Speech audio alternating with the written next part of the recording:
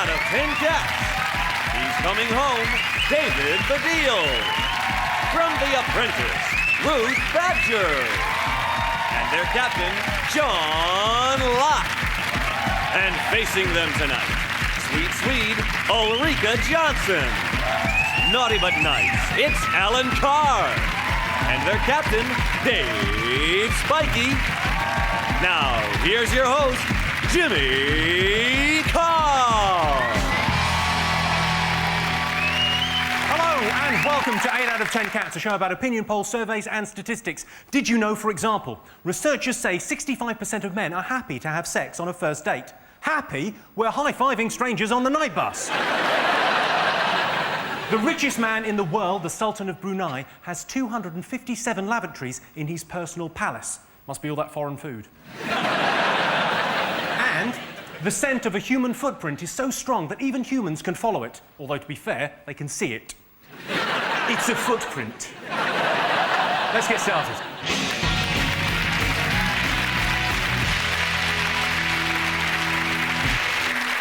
What are you talking about? That's the name of our first round. We've teamed up with a leading polling organisation and they've asked the British nation what stories they've been discussing this week. It's our panellists' job to guess the British public's top 5 most popular talking points. Sean, David, Ruth Badger, what have the nation been talking about this week? I think they've partly been talking about Big Brother, which has just been on, hasn't it? One thing that I think is interesting about this year's Big Brother is they have got that bloke on who's got Tourette syndrome. And it's going to be very interesting to see what happens at that bit where Davina says, "You're live on Channel 4, please do not swear." Because he's going to explode, isn't he? I did watch a little bit of it, and they seem, I don't know if I'm wrong, I may be wrong, but they seem incredibly thick. Yeah. They say, I mean, it's like they could have gone to Argos with a net and just thrown it over 12 people, pulled it in. And they actually go through a selection process, don't they? What is the selection process? It's just someone saying, "Are you stupid?" No, are you really stupid? I think it's either, have you got tits, or do you like tits? Yeah. You're in. That woman, she called Lee, who spent £35,000 on her breasts. 30mm breasts. Look, have you seen them? They're grotesque. It looks like she's done it in loose change. That's another... That's another fiver. No, there's another £5 in here. There is this Kit Kat thing going on at the moment, isn't there? Have you seen Kit that? Kat, Yeah. If you eat a Kit Kat, there's a golden ticket and you have to go into the Big Brother house. Oh, Gordon Brown keeps taking ring for Tony. I've got another Kit Kat. What have a Kit Kat? Can you get sympathetic to your ex? Because I think I've caught it off watching Big Brother. What? Yeah. Sympathetic? You know, you put it on and within a minute you're going, "Wankers!" Right, should we have a look and see whether Big Brother is one of the top 5 Yes, most talked about let's things do this that. week? Yes, it is. Yes, 57% of you have been talking about the return of Big Brother. One of the housemates, Imogen, is a former Miss Wales. She won it by wearing a sheepskin coat and shitting down her legs.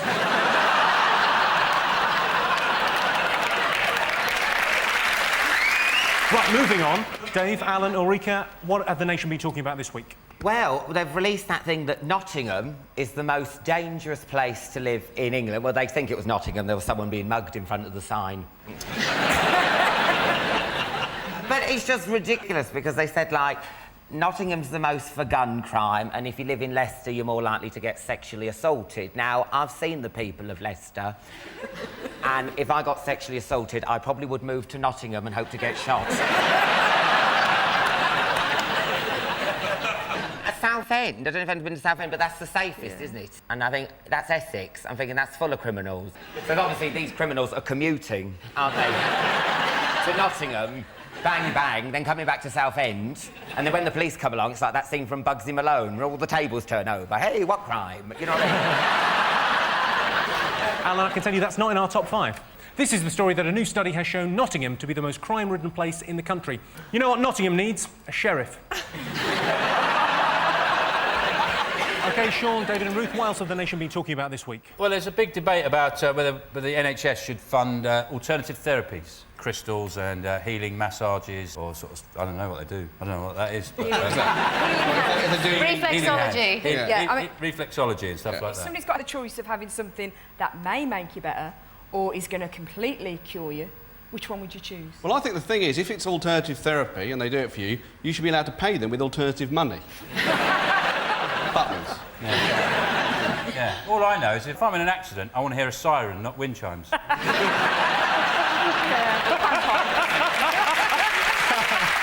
mental hospital, not a bleeding wigwam. I mean, a lot of it is rubbish. Look at that aromatherapy. It is rubbish. When you smell something, it makes you feel better. Now, my brother does that, but he does it with glue.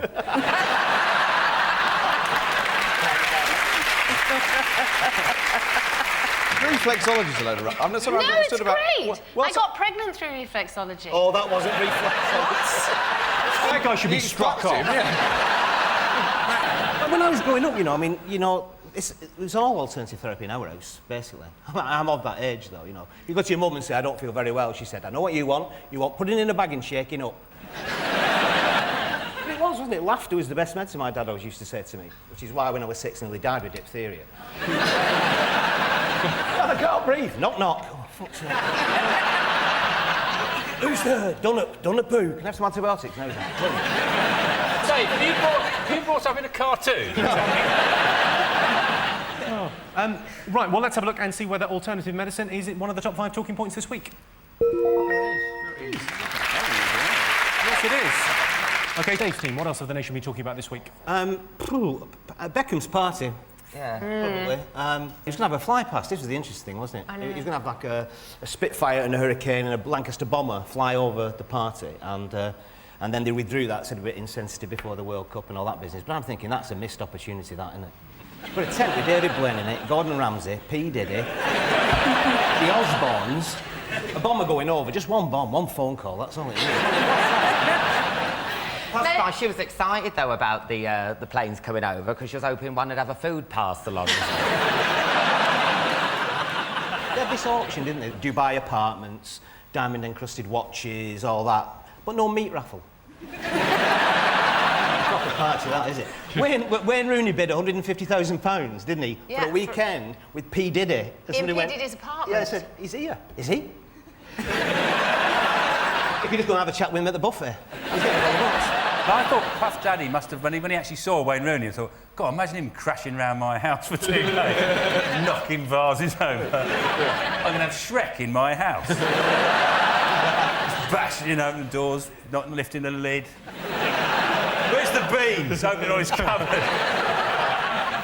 Rumour is that Wayne Rooney's injury is progressing incredibly well, but people forget, he is like 90% monkey. They forget. I'll tell you what I found interesting. Posh and Bex have thrown this party for the World Cup. And there you've got our hopeful dancing, and everybody's going, no, because he's the hope to go and win the World Cup. And it was the Okie Kokie as well. Yeah. He kept it in for the left leg bit. But the thing is that you say that, but apparently, he's been in this oxygen tent, but he doesn't like it because it leaves him feeling very kind of clear-headed and lucid, and so he doesn't like that. Thing is, all tents are full of oxygen, aren't they? All tents, yeah. If I go camping, I don't go in a hermetically sealed vacuum. No. I leave the flaps open, let a bit of air in. Yeah, that's all it was. He just went on a camping holiday. Well, let's have a look and see whether the Beckham's World Cup party is one of the most talked about things this week. Yes, it was.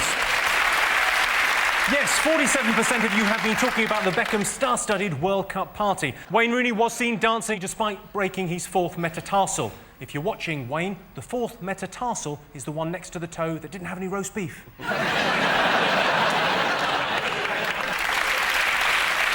OK, 2 more to get. Fingers on buzzers. It's got to be the Home Office thing, hasn't it? I mean, there's been so many things going wrong, isn't there? And, the Home Secretary's never, they're not admitting it's their problem. They keep blaming the Home Secretary before them, going, well, that's what happens when you let David Blunkett do the filing.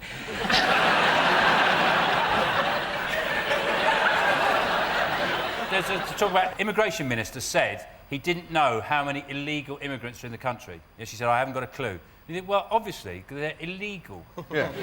No one knows. How are you going to find out? You're going to just go into a room and go, would all the illegal immigrants stand over there? Right, there's none in here, Sarge. OK, let's have a look and see if the series of Home Office blunders are one of the top 5 talking points this week. Oh. Yes, indeed. Yes, the number 1 talking point this week has been a series of Home Office blunders. The new Home Secretary, John Reid, has launched a 5-week knife amnesty. My advice is don't hand it in like this. OK, 1 more to guess. Fingers on buzzers. We sort of think it might be the Eurovision Song Contest. Because it's not really political now, it just means nothing, does it? They just vote for each other, don't they? Did you see the band that won? I've got a still of Lordy. You see underneath their masks? It's the Nolans. I wasn't even watching Eurovision. I was channel hopping and I clicked on it and I thought Leah's family from Big Brother had got a karaoke machine. The thing that Dave said about the political thing, Terry Wogan was going on about that. He's saying the Balkan states all vote for each other and it's all political It does now. every year. Yeah, but I don't understand that. Are you really saying, right, that if Serbia are about to invade Croatia again and their armies are massed on the borders, someone's going to go, no, hold on a minute, they gave Boo Bang a Bing Bong 12 points. Come on, lay down your arms. Then they're going on, oh, we gave Turkey 2 points, but they gave us bird flu, so do you know what I mean? It's like... Those guys, everyone's saying that they wear masks and they'll be very... Because a lot of people have worn masks and got very successful, like Kiss and Slipknot and Mick Hucknall. Of course, he had a fat suit as well, so it worked for him. But I thought maybe they didn't wear masks, they're finished. Maybe they left the sauna on full. Let's have a look and see whether the Eurovision Song Contest was up there. Yes, it was.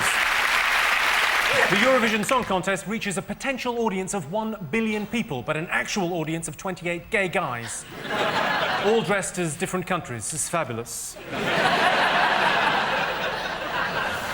Well, at the end of that round, I can tell you that Sean, David and Ruth have 2 points. Dave, Ulrika and Alan have 3 points.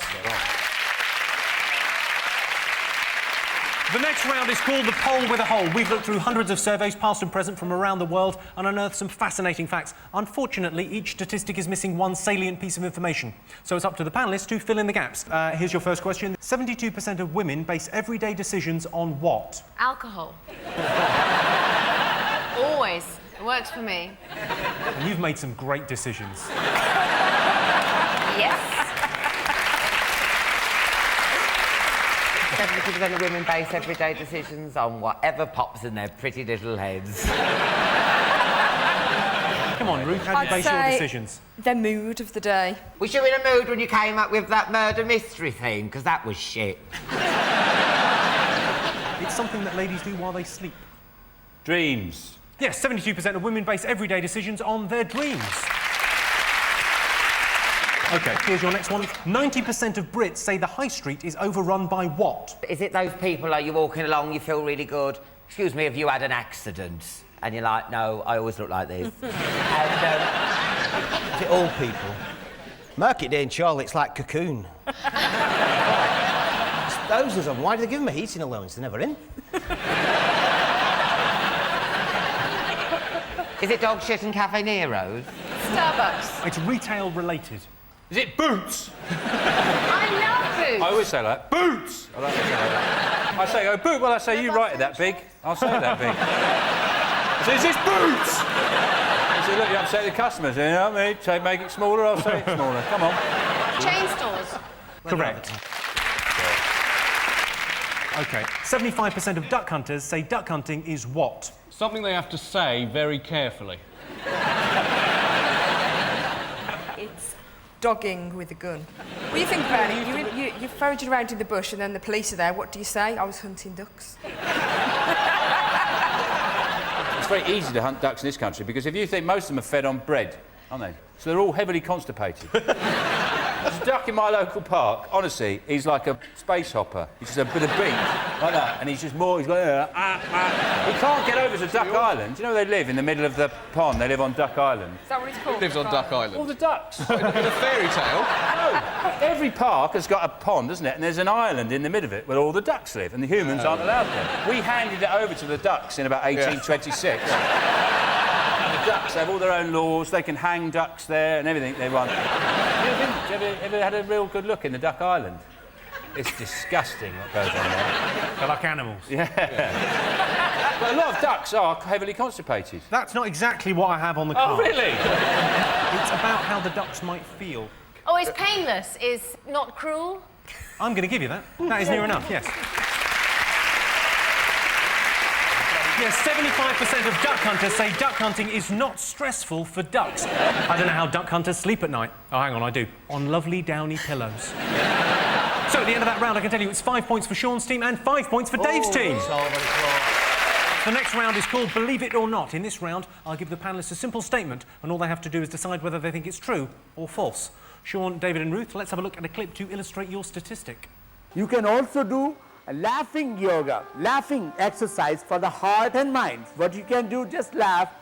Very easy. Don't feel shy.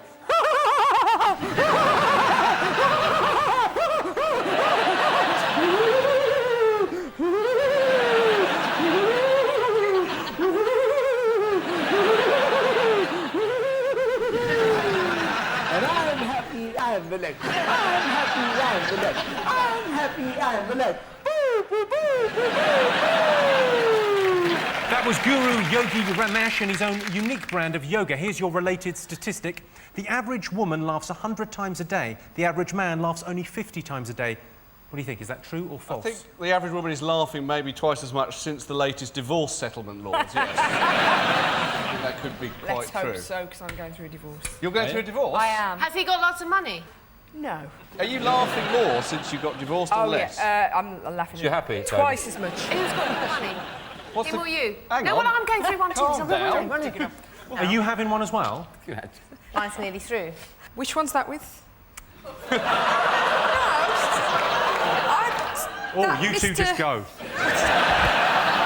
Turned to a really catty loose women, hasn't it? So well. Ruth, can I tell you a real thing that they missed out on this poll programme? It's a real poll. It was in the UK Jewish News, right? And I was voted the 6th most sexy Jew in the world, right? Number 5 was Alan fucking Sugar. A man who looks like a crumpled tea bag. OK, Ruth, if you had to choose between Alan Sugar and David Baddiel, who would you go with? Alan Sugar. You're fucking fired.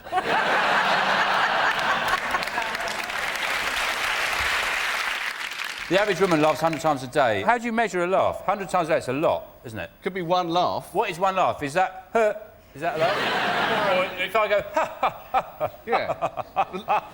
ha. Does that count as 1 or 7? You can do quite a deep laugh, can't you, Alan? Yeah. That's what he uses in dark clubs. That's the voice. Oh, my God, it's you! Oh, no. What do you think? True or false? I'd say that's true. I think it's not true. Ruth thinks it's true, so Sean, you've got the casting vote. False, it's false. Absolute. It's not just false, All it's the dash. poppycock. Yeah. It's absolute Tommy rot. You're absolutely right, it is false. Done and dusted. Yes, it is false. Women laugh 55 times a day. Men have a baser sense of humour, so they laugh more, on average 69 times a day. 69. Nice. David, Ulrika and Alan, let's have a look at a clip to illustrate your statistic.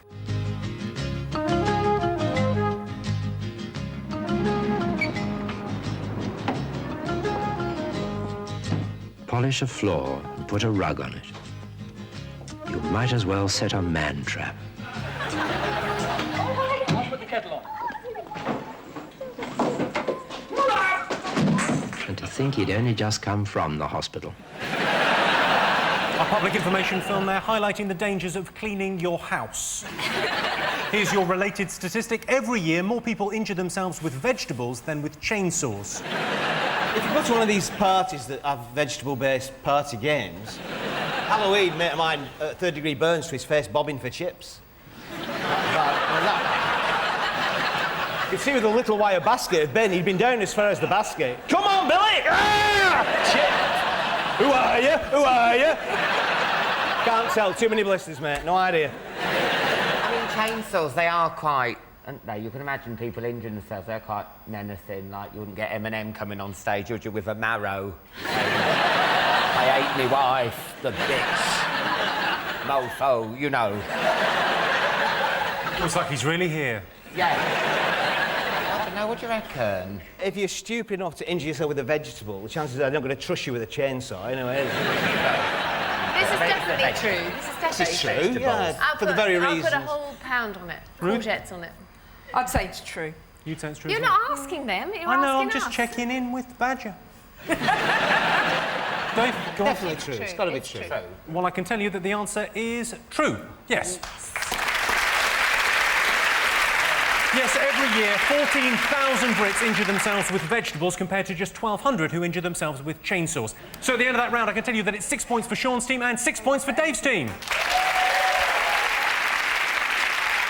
And the winner is the name of our final round. I'm going to give the teams a series of opinion polls, and it's up to them to buzz in and tell me who or what they think came top. Here is your first one. Top thing men look for in a pub.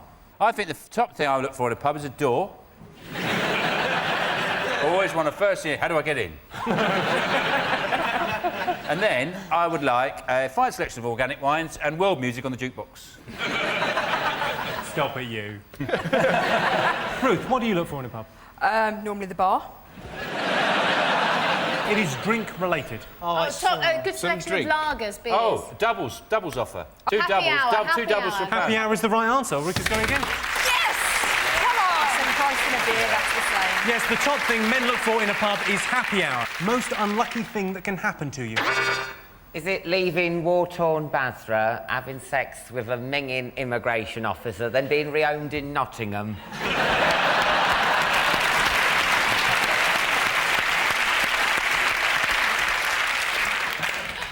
That is significantly worse than what I've got down here, but this is... You've got to remember this is a survey by Direct Line. The unluckiest thing I've ever heard it happen to anybody. Do you ever hear this story about... This is true, sorry. Fabio, the male model. You ever heard of Fabio? He was this male model, lived in Hollywood, and he had loads of, he was on loads of posters in the 80s, thick hair. He was on... This is true story. He was on a roller coaster in Disney World, and he was hit in the face with a goose. A goose. He was going on his roller coaster. He's one of the best-looking men in the world, and a goose hit him in the face and ruined his career, smashed all his face to smithereens. That was unlucky for him. What about the goose? The goose got in the papers. Most geese don't get in the papers. On a similar note, very completely true story. Aristotle, the great thinker, he died, Aristotle, when a hawk or an eagle was carrying a tortoise that he had, taken from the ground for food. It dropped the tortoise, it fell 10,000 feet and hit Aristotle on the head, which means that one of the most cleverest men in the world, in that flash of insight just before he died, thought, I've just been hit on the head by a fucking tortoise. That's his last thought, a great man. Yeah. Probably thought, tortoises are heavy. Let's write that down. It's to do with kind of homes and, something that might happen in your home. Is it your house being flooded? Oh, plumber It's to do with flooding, but something else as well? You've just decorated, you've just painted, you've just put a That's the carpet right down. answer, yeah. Yes. Yes, according to this survey from Direct Line, the most unlucky thing that can happen to you is your house flooding after you've decorated it, unless you've decorated it in the style of a fantasy mermaid kingdom, in which case it's the icing on the cake. Well, that noise tells me it's the end of the round and the end of the game, which means the final scores are Sean, David and Ruth have 6 points, but Dave, Ulrika and Alan have 9 points. They're the winners. Thanks to our panellists, our wonderful studio audience, and to all of you for watching at home. That's it from us. Good night. See you next week.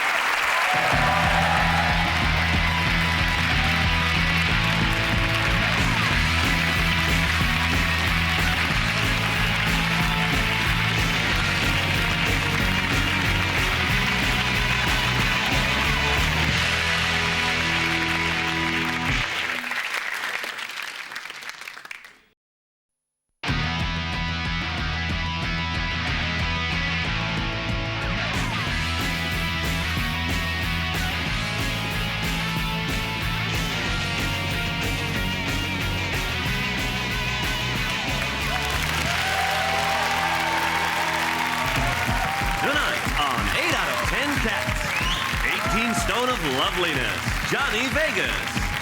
Look around you. It's Peter Serafinovich. And their captain, Sean Locke. And facing them tonight, why I laugh, it's Jane Middlemiss. From the US of A, Reginald D. Hunter. And their captain, Dave Spikey. Now, here's your host, Jimmy Carr.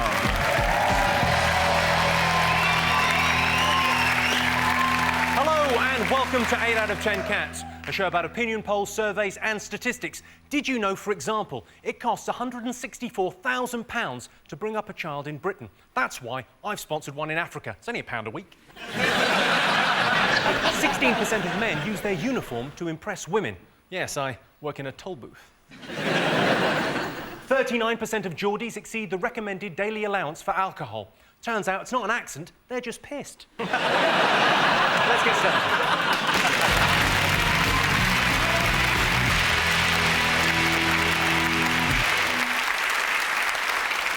What are you talking about? That's the name of our first round. We've teamed up with a leading polling organisation and they've asked the British nation what stories they've been discussing this week. It's our panellists' job to guess the British public's top 5 most popular talking points. Dave's team, what do you think people have been talking about this week? The police raided this chemical bomb factory. Oh, yeah. Yeah, right, in East London. Well, an MI5 informant said there was a device in the house capable of releasing a cyanide cloud. In the event, it was a Glade Wisp. And then they went in and shot somebody, didn't they? And they said it was in a scuffle, and it turns out it wasn't. 2 days later, they admitted that the policeman, his gloves were a bit too thick. He had these big, thick gloves on, and I think he's gone, against the wall, bang! Oh, shit, sorry. And his lawyer, the suspect's lawyer said, when they came in, he said there was no freeze, there was no identification, we didn't even know they were police. Who did they think they were? They've got chemical suits on, they've got machine guns. Is it environmental health? You've been mixing your household waste with your plastics again. Aren't you?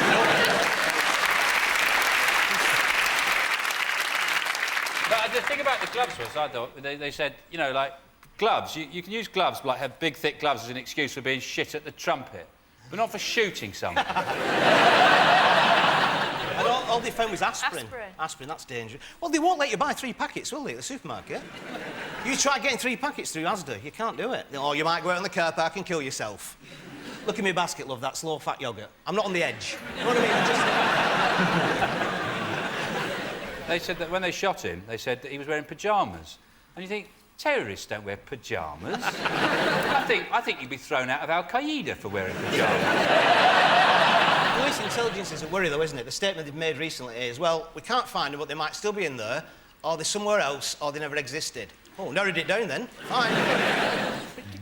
I think the worst thing about this whole story was the police said that in these times you should get used to this. What, 300 blokes turning up and shooting you accidentally when you're in your gym jams? I've always slept naked, and I've built 3 fucking atom bombs and no one's been round. Well, that's your answer. Is it a top 5 talking point? Let's have a look. Yeah. Yes, it is. The third most talked about thing this week is the increasingly controversial police terror raid that took place last weekend. I imagine that even the A-team couldn't have made a weapon with the stuff they found in that house. I got a Henry the Hoover and some silly bags. Stop your jibber-jabber.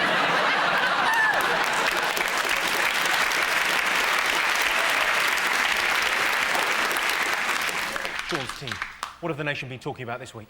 The man on the roof. He was escaping from the police, and they trapped him in an alleyway or something, and he got onto the roof, and that was it, stalemate. And he was on the roof for about 12 hours, and they sent him up some lunch, some KFC, and people thought it was outrageous that police would spend taxpayers' money on KFC. Do you want to have a look at the picture of this guy?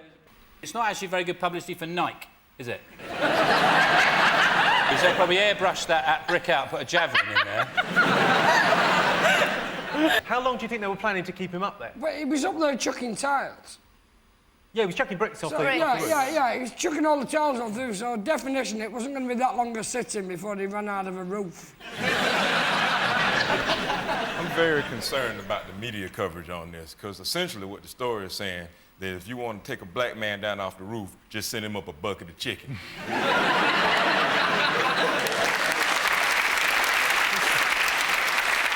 Right, that's your answer. Let's have a look and see whether it's one of the top 5 talked about things this week. Yes, it is. Yes, this is the story of a suspected car thief who bombarded police with bricks from a rooftop and was given a KFC meal by officers. One onlooker said, and this is a genuine quote from the Sun newspaper, "It's disgraceful. Some innocent people are starving while this chap is being served like a king." Is that the King of Peckham, is it? OK, Dave, what do you think the nation have been talking about this week? It's got to be the World Cup. It's started today. Hey! I think there's one thing the Sun has been really harassing, almost bullying people into having England flags. Like, if you haven't got an England flag, you're some kind of illegal, immigrant, treasonous, psycho, terrorist nutter. Because you're not going... Or Scottish. Yeah.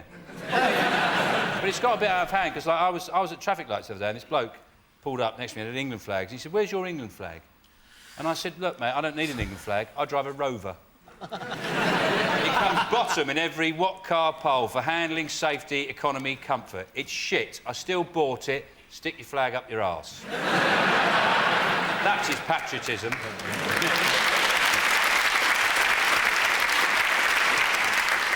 I'm gonna enjoy the World Cup. I'm gonna pay attention to it in a way I never have before. See, the thing is, America loves it when you win. But what's great about here, a few weeks ago I was walking past the pub and there's a bunch of people celebrating. So I poked in to see what was happening, and dude told me they were celebrating the West Ham game. And I said, oh, they won. He said, no, they lost, but they played well. And also, two teams can play and draw here, and people will still can possibly be happy about that. In America, that's just two teams that didn't win. So I'm learning more about the culture, and what y'all see is good enough for victory or near enough. I'm looking forward to that.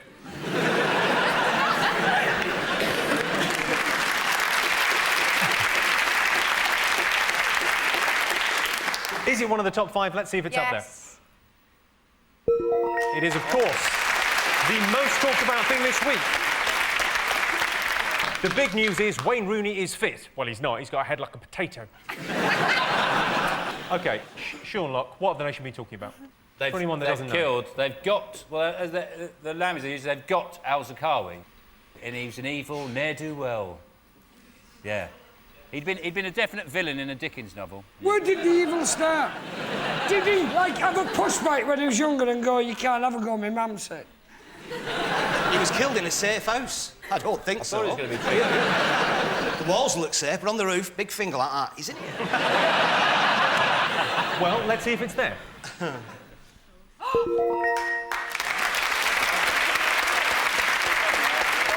Yes, this is the story that Iraq's most wanted terrorist, Abu Musab al-Qazawi, has been killed in an operation by the US. Al-Zarqawi launched a terror group with $200,000 he was given by bin Laden.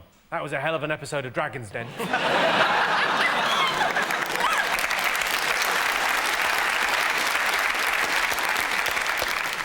OK, one more thing to get fingers on buzzers. I think it's the Heather Mills-McCartney divorce that's been all over the papers. And it turns out that she's been doing a bit of porn when she was younger. It's not porn. No, it's a sex manual. Did Paul McCartney not know? Did he not know? Well, he's claiming he didn't know, but I mean, surely he would have known You that. would know, wouldn't you? You'd know, because you keep getting phone calls from Domino's saying, have you seen our pizza delivery boy? We sent him out 2 weeks ago.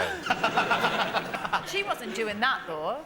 No, she wasn't doing She was only oiled up, you know, with a German. The song described the pictures as shocking and outrageous and disgusting and printed the pictures. I just thought that was rather hypocritical of the Sun newspaper. Can I actually... I might say, it's a very good point. They're not actually... I tell you what, Peter, they're absolute bounders, those chaps. Can I ask something? Yeah, She had her knickers on, didn't she? I've not seen a picture of her pie. Have you? Her pie? Yeah. Like, nobody's seen that. How from Newcastle She's got are you? a pie! Pie! She's got a pie, Johnny's interested suddenly. She'll break your heart, Johnny. So they're sort of like going porn, and then on page 3 they've got a bird with her tits out. How do they work that out that she's so bad and then they're printing? Because she's doing sexy news in brief. Then tomorrow, page 3, they'll have a page 3 girl who's going, I think it's great they've killed Al-Zarqawi. I think it's going to completely bring stability to the whole Middle East. Well, if like, round our way, you knew a one-legged woman was coming into 50 million, you wouldn't be sitting around taking the piss out of her, you'd be buying flowers and fucking champagne. I'm not going to make fun of her, I hope she comes a-calling. Hi, you don't know me, but I've read about you lots. I come across as some kind of stalker, and I like your ex's music. I know you bring money round to mine, and we'll have a dip in my outsized bathtub. It means you'll basically have to have a bath sat on my head, but I'll use a straw and keep spitting water over you. Oh. Call me.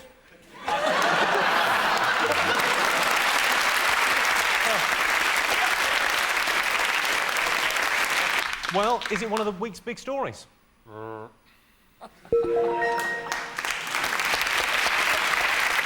It's a shame the McCartneys are breaking up because they were so well suited. Heather is, in many respects, like a beetle, in that she's had a leg pulled off and she's kept going.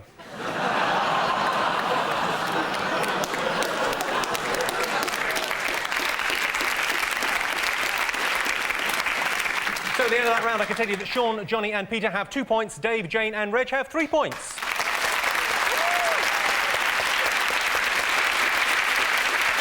The next round is called The Poll with a Hole. We've looked through hundreds of surveys, past and present, from around the world and unearthed some fascinating facts. Unfortunately, each statistic is missing one salient piece of information, so it's up to our panellists to fill in the gaps. Here's your first question. The average person spends 2.5 years of their life what? Is it Lost? 2.5 years Lost? Watching Lost? The average person spends 2.5 years of their life in Argos. Searching through the catalogue. Oh, no, that's easy, me. Thicko. Standing there while you know there's just 3 lads upstairs getting drunk, carrying one lawnmower going... Is it 2.5 years of their life under 3? Is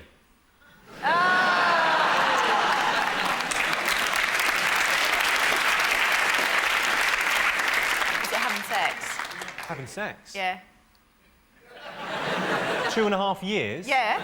Well, if you added up all the times? Yeah. I'm up to about 15 minutes.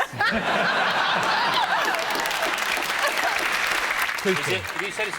Hang on. Cooking. He didn't say it right, but he did say it.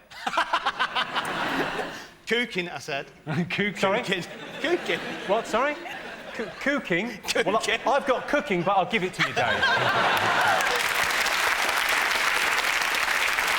26% of brides-to-be what before the wedding? Is it flying from Thailand?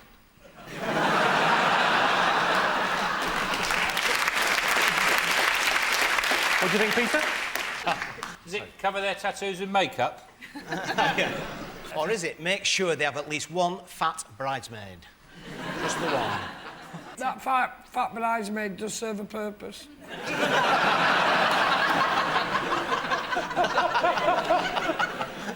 It's to do with how you organise the wedding. Planner, wedding. Correct answer, Dave Spike. Oh, brilliant. Wait.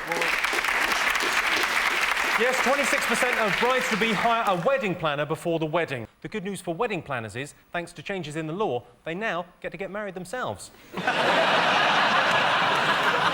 the end of that round, it's 3 points for Sean's team and 5 points for Dave's team. The next round is Believe It or Not. In this round, I give the panellists a simple statement. All they have to do is decide whether they think it's true or false. Sean, Johnny and Peter, let's have a look at a clip to illustrate your statistic.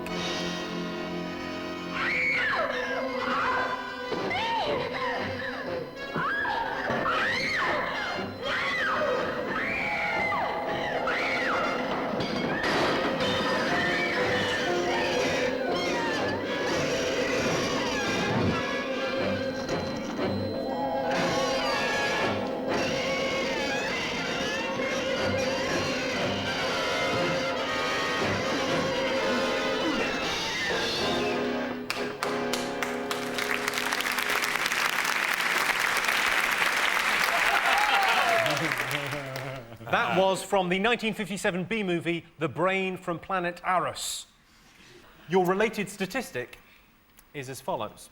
72% of Americans believe that in a war with creatures from another planet, America would triumph.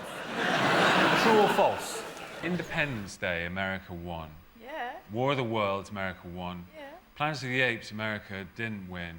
So I think if those documentaries are anything to go by, then 2 out of 3 sounds You know plausible. one problem with Independence Day? What? They won with a laptop, yeah? Yeah. They managed to hack into the alien computer and bring down the spacecraft. I can't get my laptop to interface with the printer. Good luck with finding a SCART league for the ball. My problem with War of the Worlds was there was no way to stop these aliens, and then suddenly they all just get a cold and they die. That's the only way you beat them, though, isn't it? Like in the Triffids, they don't use conventional weapons, it's seawater. And I think the way to obviously beat aliens isn't with, like, normal weapons, is when they come down, they're on a lovely big buffet, right? It's all dodgy prawns, mussels that haven't opened properly, put a bit of chilli in the tiramisu. I think it's true. I think it's terrifying, but it's true. I think the Sorry, alarming thing Peter, about can I just clarify? Aliens are not coming, they're not on their way. It's just a story. It's like, Right. it's like a what if. Oh, I see. Seems like one of them Another one of them factoids that points to how dumb Americans are, which I don't have no problem with. 72% of Americans believe that they win in a war against an alien race. What it doesn't say is that 72% of British people believe that a draw would be good enough.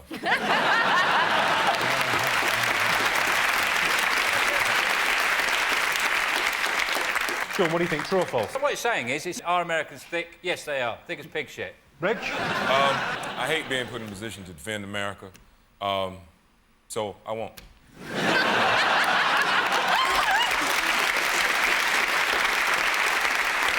OK, so you're saying that it's true, are you, Sean? Yeah, I think it's true.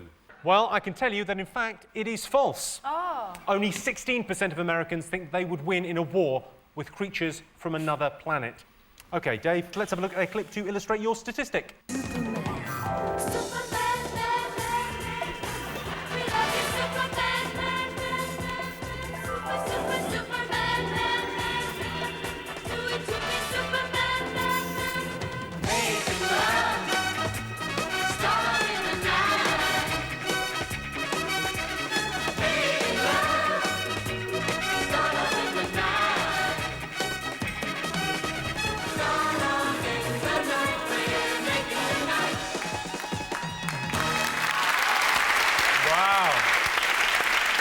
Hey, that new Superman film looks amazing, doesn't it?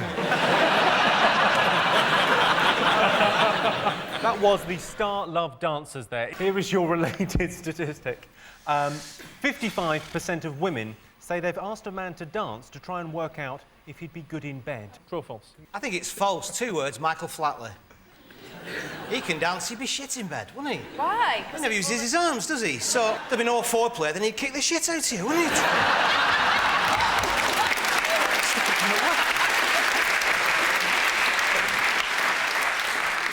Do you think it's true? Have you ever pulled anyone who's a good dancer? No. But I do think if they're a good dancer, they can move their hips. Yeah, I reckon it. Oh, Jimmy, that's so horribly frightening. Why do you pull your face, though? You dance more like you've been hung on some railings, right? Yeah, I do, ladies. It's Virgil from Thunderbirds at a party, relaxing after they've saved the world. I sit down and I'm brilliant. And the second I get up... People think you're allergic to music, don't they? You're so bad, he's got a music allergy. Turn it off! What are you going to go for? I think it's true. True, I think, I do. well, men can't dance, generally speaking, and women are shit judges of men anyway, so... Well, I can tell you that the answer is true. Yes, 55% of women have asked a man to dance to try and work out if he's good in bed. To be fair, dancing is a good indicator. I tend to dance for about 10 seconds, and then I have a bit of a cry. So, at the end of that round, I can tell you it's 3 points for Sean's team and 6 points for Dave's team.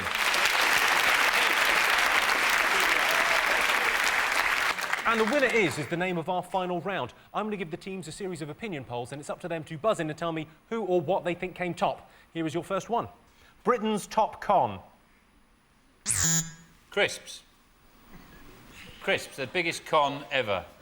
If you compare the actual weight ratio to cost of actual potato you get in a bag of crisps, it's disgraceful. In an average bag of crisps, there isn't even a quarter of a effing potato in there. Yet they managed to charge upwards of 45 to 50 pence for a bag of them.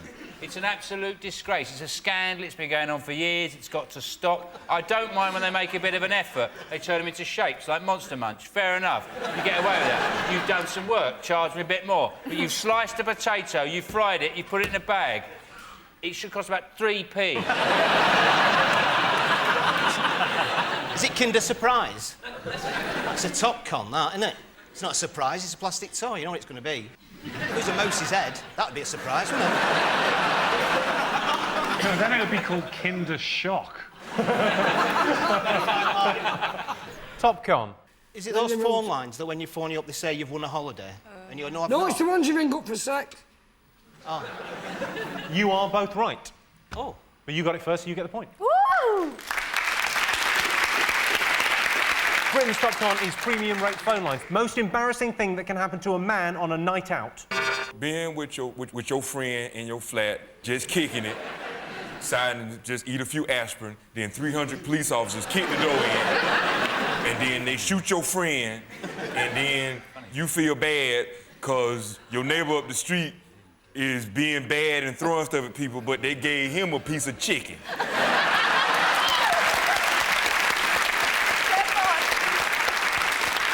I had a very embarrassing thing. I was in a restaurant once. I was on my own, and there's two women they kept looking across at me. And after a while, about 4 or 5 times, I went, "Hi," like that, and they went. And they went, "Huh." And then I looked round. I realised there was a menu board above my head. Oh, it's not me. It's horrible. Is it having your flies undone? Yes, correct answer. Yes, according to this survey, the most embarrassing thing that can happen to a man on a night out is leaving his flies undone. On the plus side, though, you do get your own seat on the bus. Don't you, Johnny?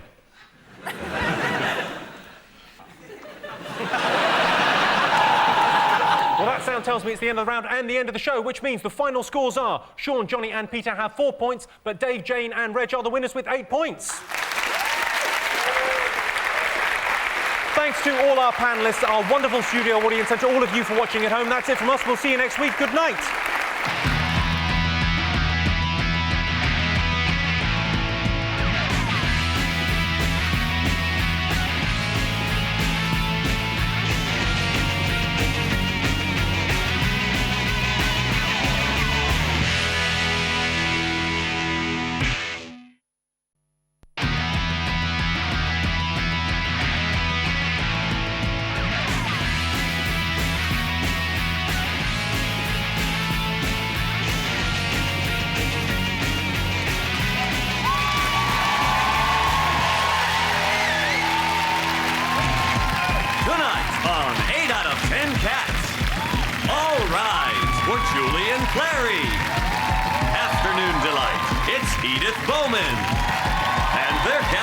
John Locke. And facing them tonight, making a Rover's return, it's Sally Lindsay, Geordie Boy, Dave John, and their captain, Dave Spikey. Now, here's your host, Jimmy Carr.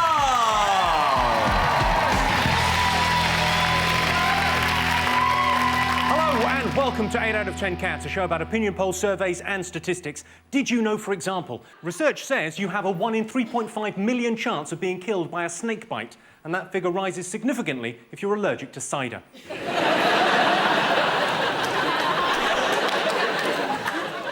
A snail can travel over a razor blade without cutting itself, or to put it another way, sometimes scientists get bored. The average man uses 38 sheets of toilet paper every day. The average woman uses almost twice that much, which is fair enough. Women have 2 bottoms. Let's get started.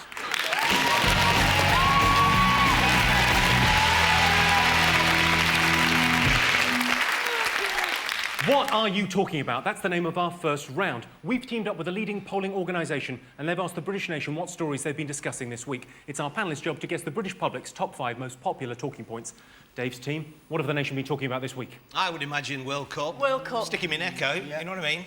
It's been going on a week, no real surprises, apart from Sven's tactics.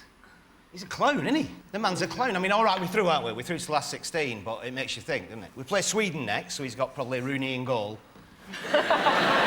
Ulrika up front. I don't know, I'm just guessing. But mind, the Germans have been trying to put you off, haven't they, with having all that slagging stuff off with Beckham's family, yeah? Yeah, indeed, yeah. Yeah, when they were saying, they said that his mother was a 50-year-old fat-armed peasant who drinks sangria. So she'd be right up Wayne Rooney Street then. But they called the Beckham's children dwarves, which is just stupid. Children. Wait till they grow up, then call them dwarves. It's just stupid. It's calling children dwarves. It's a bit like calling a baby. Goes a baby going, "Oi, you bald bastard!" Baldy! Did you see this, Julian? They slagged off his family in the paper. Whose family? Well, David Beckham's family have been in the German press. They've slagged off his family. They've said they're not very nice. It's horrible. Oh, well, no, I'm a seaman.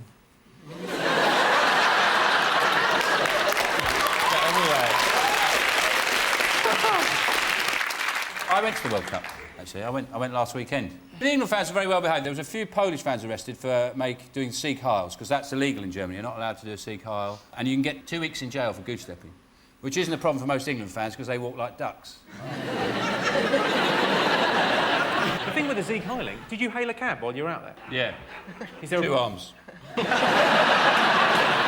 I've been saying that about England. Brazil only won 1-0, the favourites, 5-1 favourites. They took Ronaldo off. Did you see that? Took Ronaldo off because he was too fat. He's enormous, isn't he? And the coach said, this is the first step. We've got 6 more steps now. And I thought, well, he'll not get up them. You're going to need a chairlift. Get him up them. Well, let's have a look and see whether the World Cup is one of the top 5 most talked about things this week. Oh, yes, of course it is. Sven-Goran Eriksson has lifted the sex ban for England players, despite Colleen McLaughlin's desperate pleas. A German newspaper this week attacked David Beckham's family. The paper called his sister a pig, said his mother had the smile of a peasant, and that his father was nothing more than a kitchen fitter. Beckham was furious. He said he also does bathrooms.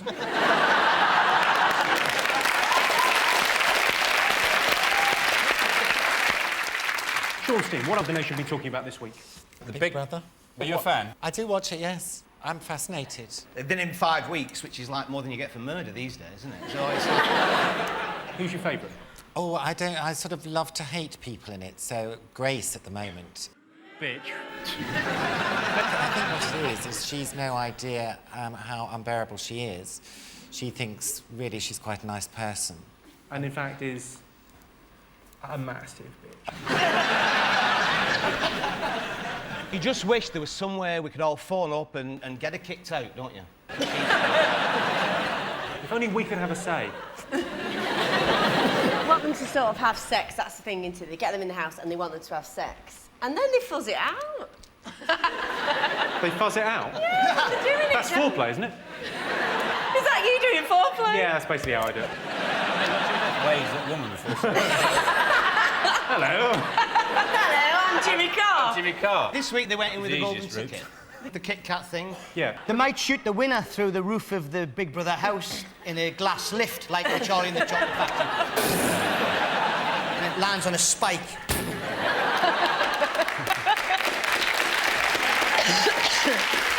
I think what they should do is switch the cameras off and don't tell them. Yes! Yes! Yes! They twat them out for another 8 weeks, and everyone that gets voted out, they come out, and there's not even a minicab driver there. The problem with that is it's such a good idea, I'd want to see it on telly. Sally, you watching Big Brother? No, I've made an absolute pact not to watch it. Well, I'm the same with Corrie.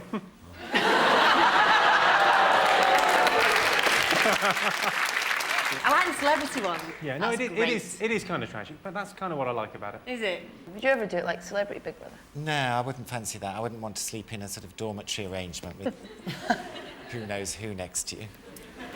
There's no fucking chance of finding me in there.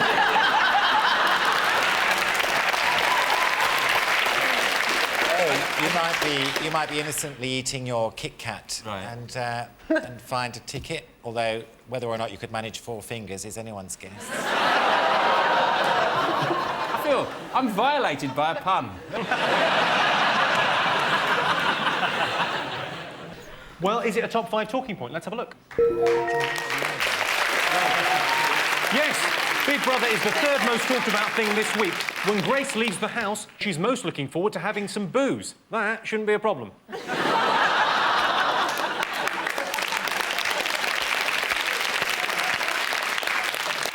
What else have the nation been talking about? Is it the Queen's birthday? God bless her, 80-year-old. Is that what it is? Yeah, because I was driving through Windsor and on a roundabout they had a big sheet. Happy 80. Does she have 2 birthdays though as well? She does, which explains why she looks so fucking old. I'd love her to get to 80 and just get leathered. Show her ass or something. Yeah. See her kind of holding the bar up, down in Zambuca shots. All she'll probably do is say, thank you very much, have a cup of tea, go out the back and strangle a pheasant. That's what she enjoys. Yeah! I love that picture of her just finishing off a pheasant. Just, Wouldn't it be great? just looking around, makes no one's looking at it. Apparently her excuse for it, she said, was he put it out of its misery. I thought they were quite happy living in the woods. But... Philip says he's going out the back choking a pheasant means something completely different. Sean, have you got any birthday message for the Queen? I think she's totally unnecessary. You know, what do we need a Queen for? What do we need a Queen for? Bees have a Queen, for Christ's sake. We don't need a Queen. We're far more sophisticated than bees. And anyway, they get to shag their Queen. We don't get near ours. You sent a birthday message before. Let's have a look and see if it's one of the biggest stories of the week. Yes, the Queen is now 80. To celebrate the Queen's birthday, the Royal Mail has issued a commemorative stamp. A stamp with the Queen's head on it. Where do they get their ideas? OK, Sean, your team. What else have the nation been talking about? I think the X Factor style contest for the Tory mayor candidate. That David Cameron is another one of his attention-grabbing scams. All the public can vote for whoever they want to be the Tory candidate to stand up against Ken Livingstone. He is amusingly saying it's not a publicity stunt as well. What he's basically saying is, If you live in we're London... so useless, we haven't got anyone to beat Ken. So any nutter out there who fancies it, some tramp sitting there combing his hair with a shoe, you can run London if you fancy it. He was on our show, actually. He came on a radio show about a month ago, and the most interesting thing we found out about him was the fact that if he had to shag one of Girls Aloud, it'd be Cheryl Tweedy. Well, that was a probing interview, wasn't it? Yeah, in fact, you're making him sound bad there, but you asked that question. So... Yeah. Maybe he just Could have offered it asked him up. some questions about... Maybe he just offered it up. He went, hey, how are you doing? Cheryl Tweedy, I did first. The thing about the X Factor, they have auditions, don't they? So I like the idea of some toothless granny singing Danny Boy while she's banging a tray over her. You could go, yeah, we want her to run London. For a laugh. Danny Boy, all the pipes, up against Ken Livingstone. She sounds all right. Right, OK. Well, that's your answer. Let's have a look if it's one of the top 5 most talked about things this week. Which means it is. OK, one more to get. Fingers on buzzers. What else have the nation been talking about this week? They've been talking about, which, well, the front page of every paper I've seen, is the soft sentencing by judges. The naming, the Sun has been naming and shaming judges, and they're showing pictures of judges, which I don't think is going to work because, you know, because they've all got 17th century wigs on. They're not going to get a lot of hassle in the street. In fact, the only time they're going to get recognised is if you're facing them in court, and you're hardly likely to go, you're that soft judge who gives out all those really lenient sentences. And I think you're doing a great job. 53 people, is it, since 2000 have been released. They've served like 4, 5, 6 years. And they've sentenced to life imprisonment. It's like the life of what? Hamster? What? Are we sentencing people in dog years? The trouble is, if nothing means what it says, if life doesn't mean life and 6 years doesn't mean 6 years, you might as well bring back hanging, but it doesn't mean hanging, just means you have to wear a scarf for a while.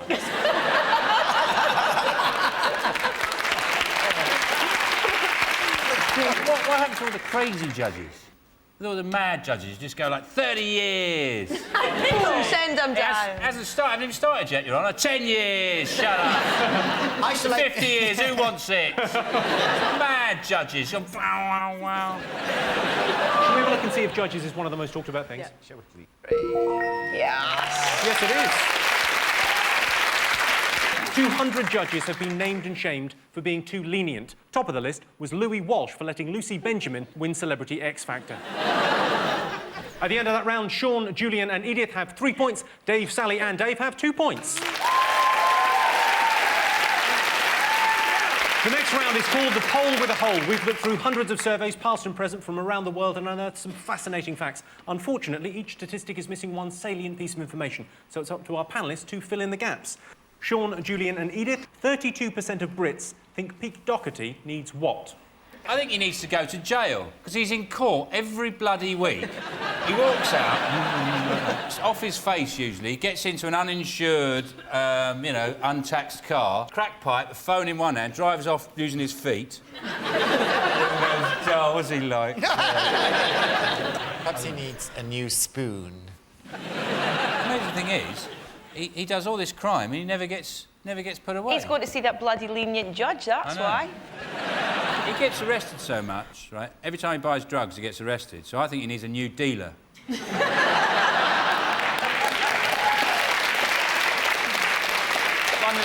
One that doesn't phone the police as soon as he leaves the house, going, yeah, I've just sold it to him. Do you like his music? Used to like his music. I don't like what he's done recently. If you're watching, fuck you. She's Radio 1. Good luck selling some records.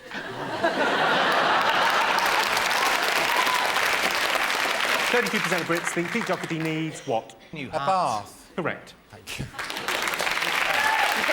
Yes, 32% of Brits think Pete Doherty needs a good bath, and then that bath needs a good clean. Dave, Sally and Dave, 90% of doormen say the point of their job is what? Is it mainly opening and shutting doors? Or twatting? Did I say that? Yeah. I know. Look at you, you big London ways. 2% of doormen say that part of their job is to keep them out of prison. The other 10% didn't understand the question.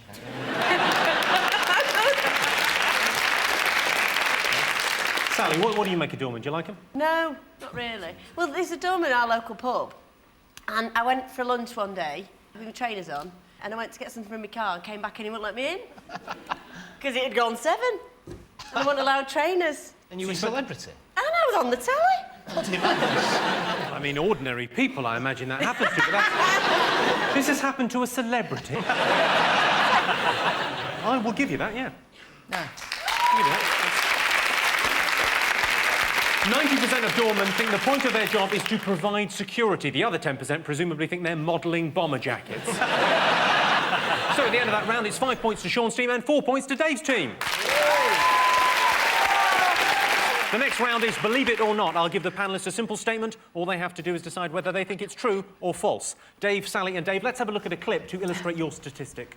I like being older because I can do what I want whenever I want. Movies are cheaper. My husband is all mine. No more competition from the job. I find in retrospect that I spent a lot of time doing meaningless things for people I didn't really like, for organizations I didn't really believe in. I can't get pregnant anymore. Some very old people there. Here is your related statistic. 31% of over 65s believe that their age gives them the right to behave badly. Is that true or false? That sounds awful, but I think it's true. I think they go, sod it, I'm old, I'm going to moan. 31% of over 65s think they're living in 1944 anyway, don't they? They don't know where they... And they drive that way as well. That's behaving badly. Last time they passed the test was in a Saracen armoured car at El Alamein.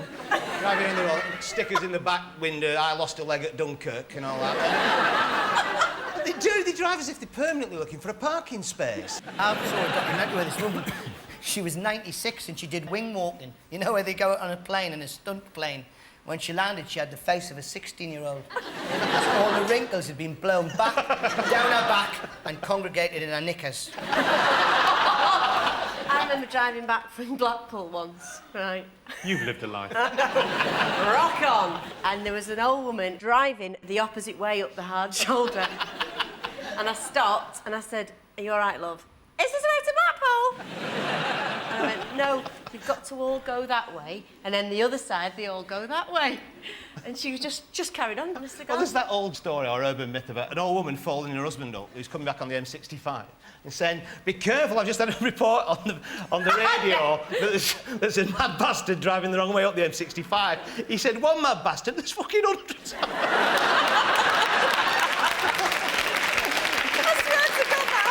Oh, it's funny up north, isn't it? They always go shopping on a Saturday dinner time. They've got all fucking week to go shopping, haven't they? All week. And you're in a hurry on a Saturday dinner time. They're in the queue with the coupons. And do you take Bird's Eye? And do you take... How much is it? 175. Give them here, £2. Fuck off. Go on. It is, Dave. I can't understand why you keep using the word they.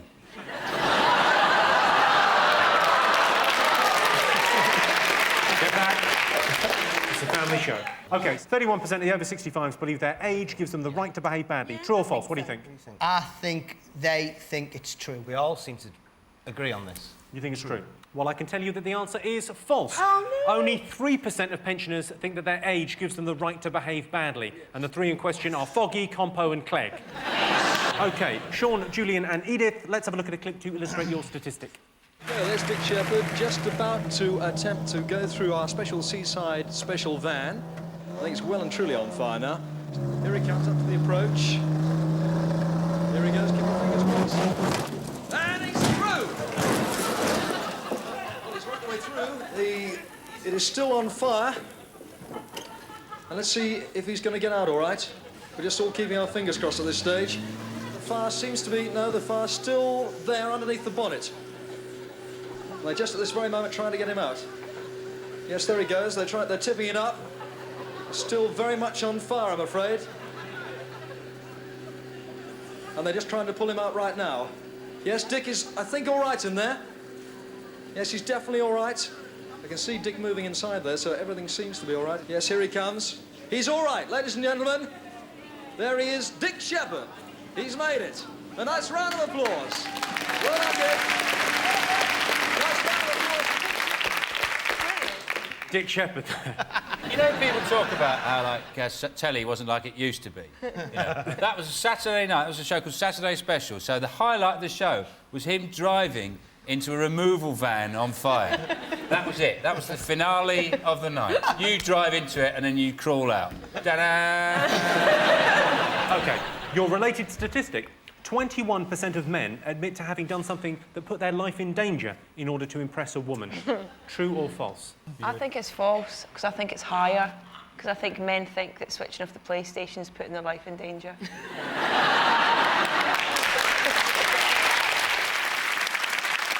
Julian, has a man ever done anything to impress you? He did come round to my house driving a Fiat. That did the trick. Have you? What, have I ever done anything to impress women? Watch loose women. Yeah. I think the best way to impress women is take her to a car boot sale. Get anything you want. Money's no object. You silver-tongued you. That glove, have it. There's a dashboard from a Vauxhall Viva there. Take it away, it's yours. 21% of men admit having done something to put their life in danger in order to impress a woman. True or false? It's true. True. Well, I can tell you that the answer is true. 21% of men have done something to put their life in danger to impress a woman. Once, driving a girl home, I turned into traffic without checking the blind spot properly. Man, she was turned on. So, at the end of that round, it's 6 points for Sean's team and 4 points to Dave's team.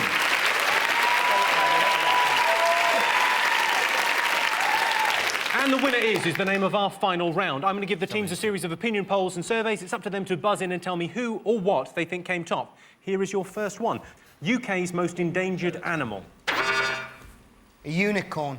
Because I was just thinking the other day, I haven't seen one of them for ages. What about a dragon? I only say that because a mate of mine put an advert in Loot for advertising a dragon for a laugh, right? And this bloke phoned him. This dragon, is it like a lizard thing? He went, no, it's a proper dragon and everything. He said, oh, like one of them iguanas, big iguana. No, it's a big 20-foot dragon. Oh, you mean like one of them kimono dragon? One of them big ones, them kimono dragons? No, it's a proper 20-foot, breathes fire, all that. He went, oh, I better leave it then. Is it Smurfs? I've always worried about the long-term future of the Smurfs, because there's only one female Smurf. Yeah, but she's a slut. Is that the right answer? No, it's not the Smurfs. I know. I'm going to have to tell you the answer. It's the water vole. Water voles have difficulty reproducing because they can't get it up while Bill Oddie is watching. Kids' favourite thing about summer. Is it that their knives glint in the sunshine?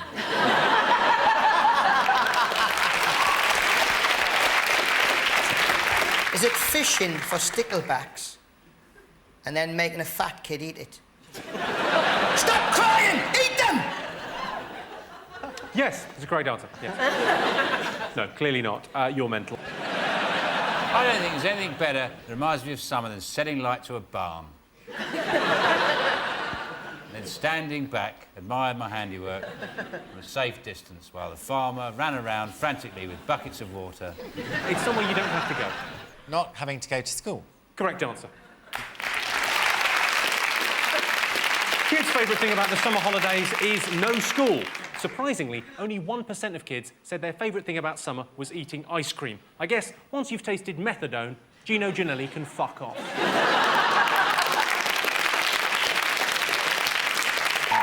Oh, That sound tells me it is the end of the round and the end of the show, which means the final scores are Dave, Sally and Dave have 4 points, Sean, Julian and Edith have 8 points. They are the winners. Thank you to our panellists, our wonderful studio audience, and to all of you for watching at home. That's it from us. Good night.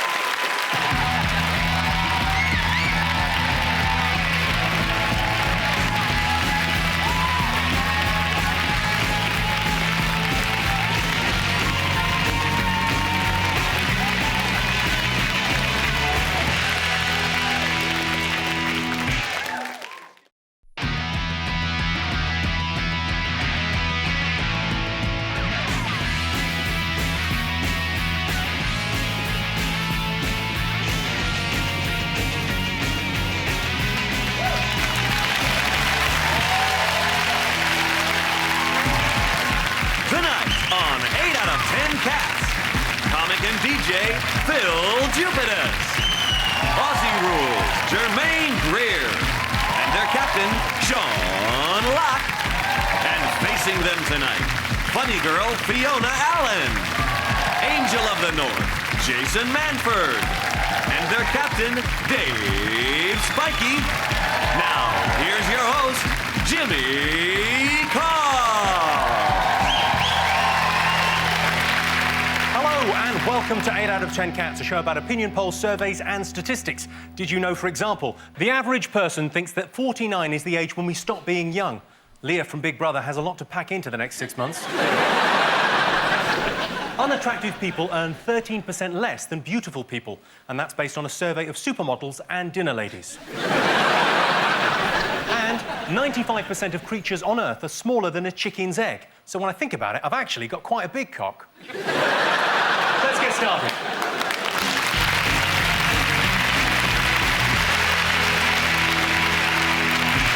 What are you talking about? That's the name of our first round. We've teamed up with a leading polling organisation and they've asked the British nation what stories they've been discussing this week. It's our panellists' job to guess the British public's top 5 most popular talking points. Dave's team, what have they been talking about?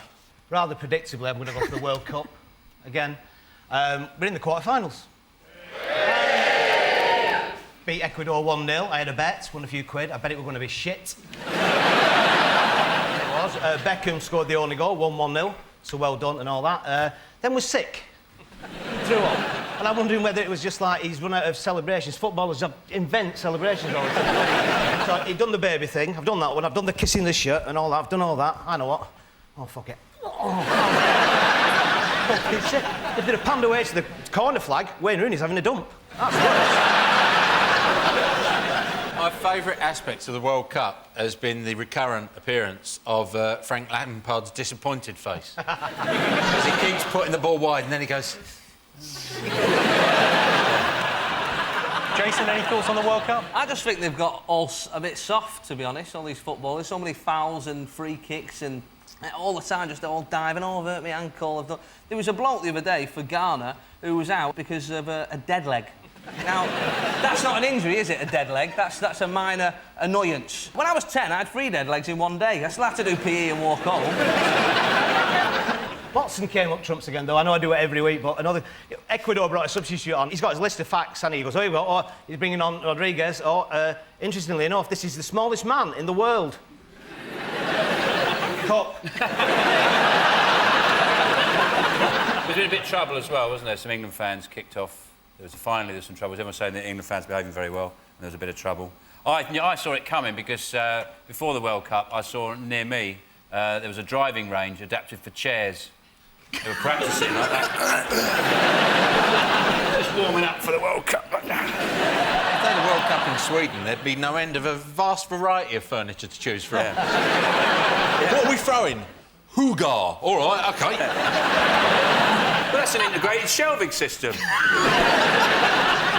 But I was surprised about the Wags, actually, and all the footage on them, and I think, is it that England are playing so shit that they have to keep doing cutaways of Posh in the crowd? She's got a mate, hasn't she, because they've all fallen out, Cheryl Tweedy. And apparently they're in their own little gang, just 2 of them, Billy No Mates. Because they reckon that all the other girlfriends and wives don't understand the pressures they're under. And I was just thinking, well, what pressures? What, she was in a shit band, she is in a shit band, and the core audience are age 6. What's pressured? And they jumped up at the goal, didn't they? Went, yeah, yeah, yeah. What's happening? No idea. Yeah, yeah. And also, You know, it's posh when the little boys, they go, yeah, don't get that ice cream near me. Hey! Jermaine, any thoughts on the football? You've been following it? I should confess that I've been supporting Australia. Robbed. Robbed. They were robbed. Well, it's only taken 5 generations, and finally the Australians know how it feels to get robbed.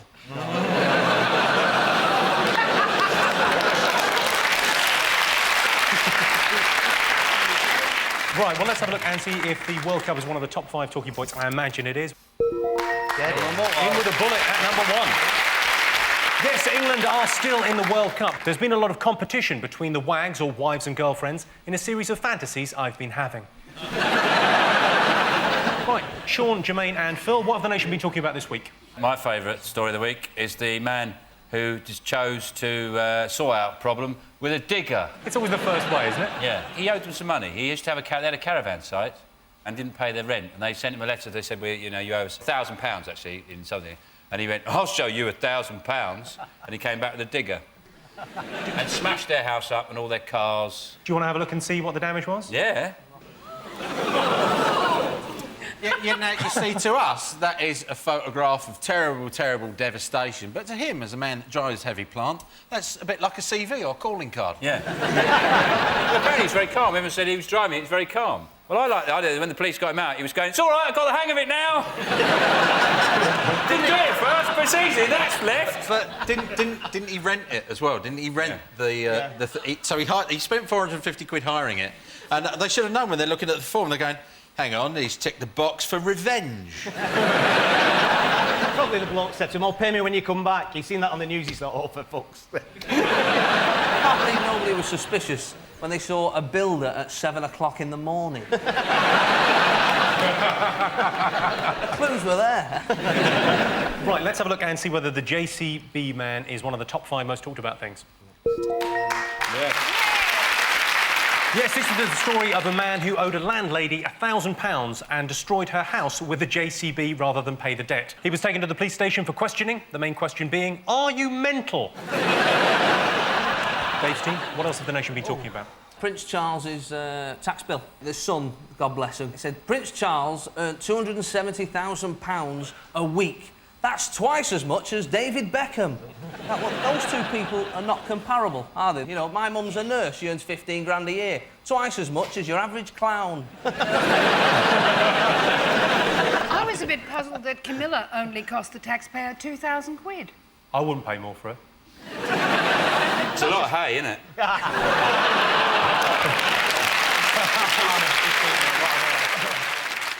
If we do win the World Cup and she goes to meet all the footballers and she's shaking, you know, shaking Wayne Rooney's hand and it's just a picture of them in the paper saying Donkey and Shrek. OK, this was not one of the big stories of the week, but it was in the news. Sean, Jermaine and Phil, what else have the nation been talking about?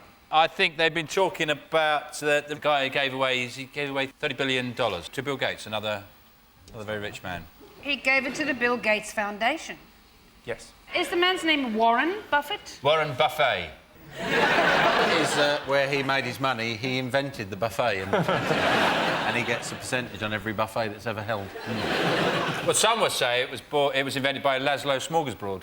Yeah. But he never patented it. I like the idea of what sort of thank you he expected. Because you hand someone that much money, you expect pretty big thank you, don't you? You expect someone to go, oh, thank you. And I like the Bill Gates went, oh, cheers, I'll just leave it there. What? How long did it take him to put it in the head of one of them orphans at a service station? They use £2 coins. Not a real orphan, obviously. No, not a real orphan. Well, you know, who are they going to tell? Well, that's your answer. Let's have a look and see whether it's up there. Yes, it is.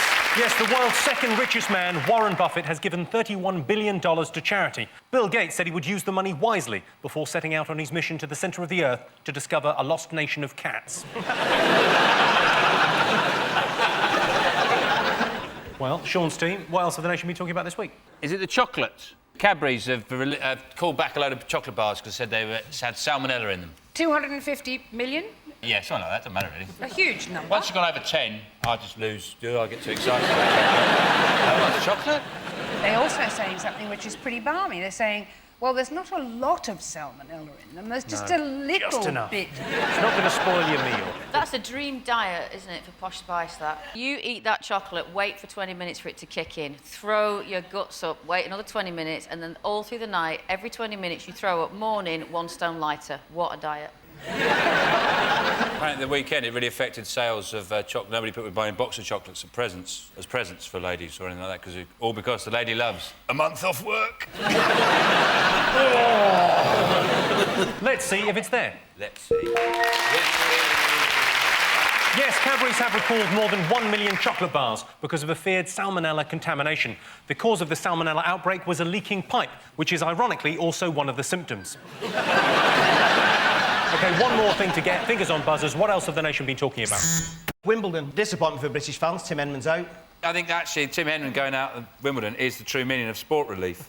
Oh, thank God for that. Apparently he's going to come out, he's going to be a coach now, isn't he? Coach driver, I He's think going he to be said. a coach, isn't he? You're not going to send your kids to that man as a coach, are you? Right, go out there and underachieve. They're renaming, they're saying that we're going to stop calling it Henman Hill and we're going to change it to Murray Mound. That's what they said in the paper. I thought if they just changed it to Shit Heap, that could be all of them.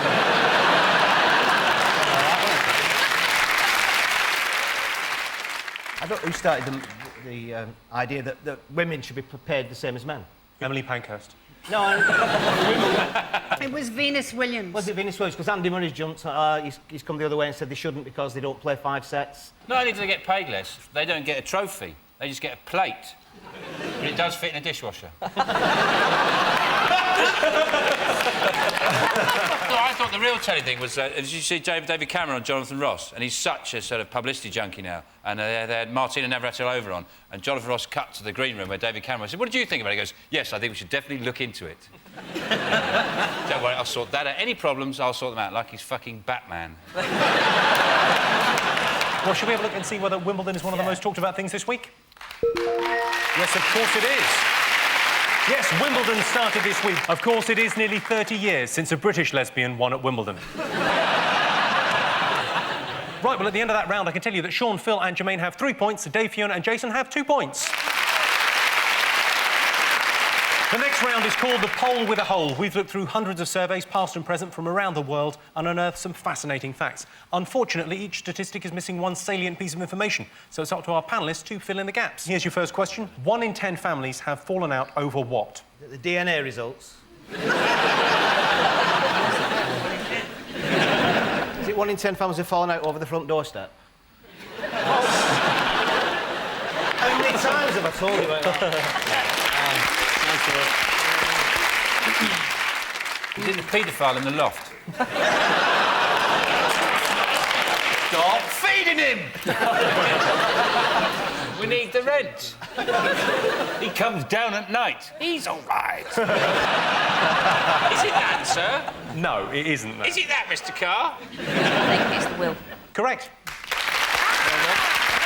Yes, 1 in 10 families has fallen out over a will.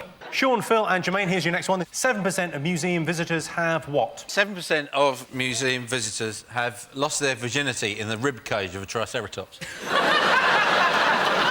I reckon it's 7% of museum visitors have touched an exhibit. You're devilishly close with that. 7%... They don't like it when you touch stuff in museums, do they? They hate it when you go and touch everything. Except that I was once in a museum in Florence, which is the archaeological museum. It's got this amazing male torso, great big muscly thing, and I thought the guard wasn't there when I was there. And I hopped up on the plinth and had a rub up against it in my silk dress. And then I realised that the guard was hiding behind another sculpture because lots of girls were doing that, and he was getting off on it, hiding in the I know why he was hiding. So it's probably... What I like to do is I like to heckle the guided tours. He's lying! Pharaohs, they're from Ireland! Come on, have a proper guess then. 7% of museum visitors have what? I've wondered what it was like in the olden days. I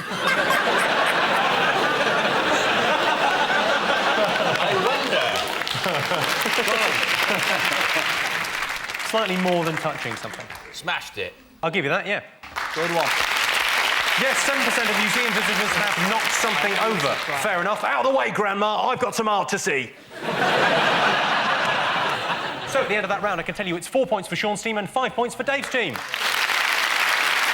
The next round is Believe It or Not. In this round, I'll give the panellists a simple statement, and all they have to do is decide whether they think it's true or false. Dave, Fiona and Jason are to go first. To illustrate their statistic, let's have a look at a clip of an animal psychic channeling the spirit of a dolphin.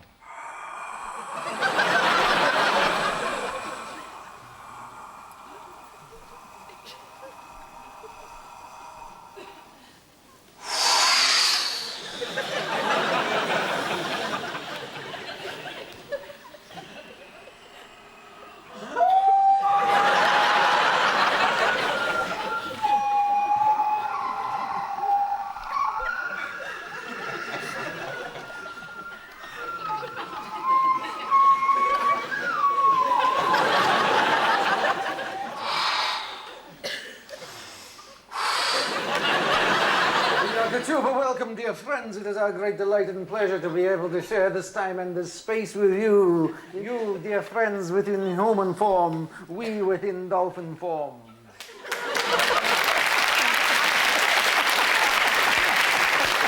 OK, here is your related statistic. 52% of Brits would like to be reincarnated as a dolphin rather than any other animal. True or false? I don't know why anybody would want to come back as an animal. You know, we're human. You know, we're the best animal in the world. As a human, I only want to come back as a human because I'm #1 or a unicorn. I'm not sure you get No, because people love horses, don't they? They love horses. Imagine how much they'd love a flying horse. Imagine that. And if they didn't love you, fly off. It's a very good point, Jason. What would you guys want to come back as? I could probably come back as a daddy longlegs, live for 6 hours and some fucker pulls your wings off. That'd be my luck. Or I'd come back as a dolphin in a fish pool in Blackpool. Yeah. Somebody going, right, you, jump or you won't get a fucking pilchard. Dolphins have got the edge for me, I think. They are very sexually active dolphins. They have group sex. They do all that. And the penis is prehensile. They can pick stuff up and carry it. That's brilliant, that. That's like a bit of flower arranging. Look at that. Jermaine, what would you come back as? I will come back as a host of recycled nutrients, fungus and bacteria, and that suits me fine. You know, it's a comedy show, Jermaine. 52% of Brits would like to be reincarnated as a dolphin rather than any other animal. True or false? Well, we're having a round now. False. So you're going for false? 2-1. False. OK. Well, I can tell you that the answer is false. Yes, it's actually 13% that would like to come back as a dolphin. Of course, lots of people don't believe in reincarnation, but I think you may as well. You only live once. Right, OK. Sean, Phil and Jermaine, let's have a look at a clip to illustrate your statistic. $720. $720. All our bids are locked in. Good luck to you all. Our prize, $799. Merry ring.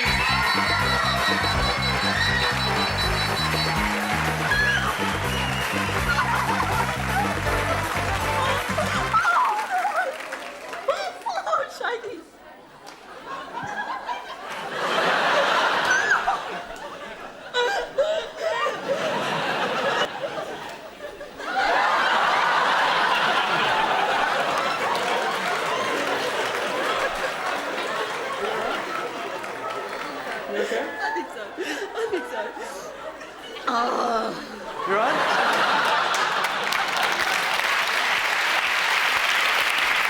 You should have seen Jermaine when she found out she was coming on this show.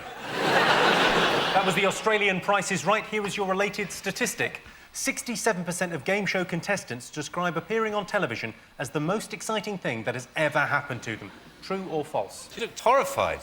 She's like she'd been given, you know, tickets for a dinner with Mick Hucknall or something. It's called hysterics, isn't it? Yeah. They should have slugged her.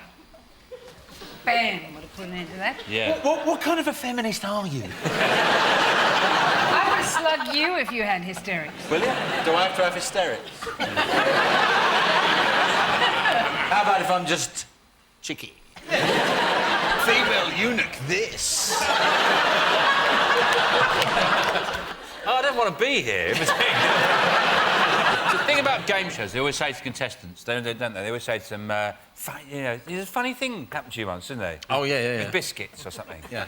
And they go, oh, yes, yeah, I bought some rich tea and I got them home and it turned out, I've forgotten you've got it wrong, actually, but we like digestives. And those are the usual stories they tell. So you can see that actually the anecdotes they have in their life are so pitiful that television probably would blow their minds. Jermaine, you were on one, though, weren't you? You were on Big Brother. Was it the most exciting thing that's ever happened to you? No. What was? Almost anything else. I loathed it. And they make up rules that you consider yourself bound by, and then they change them. And they make it as hard as they can. This was Big Brother, wasn't it? Not your days in Guantanamo.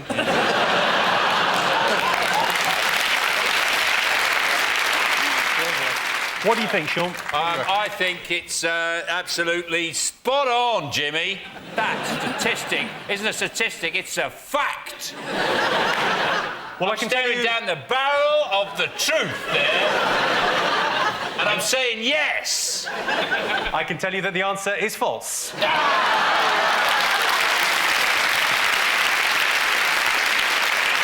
In fact, only 16% of game show contestants describe appearing on television as the most exciting thing that has ever happened to them.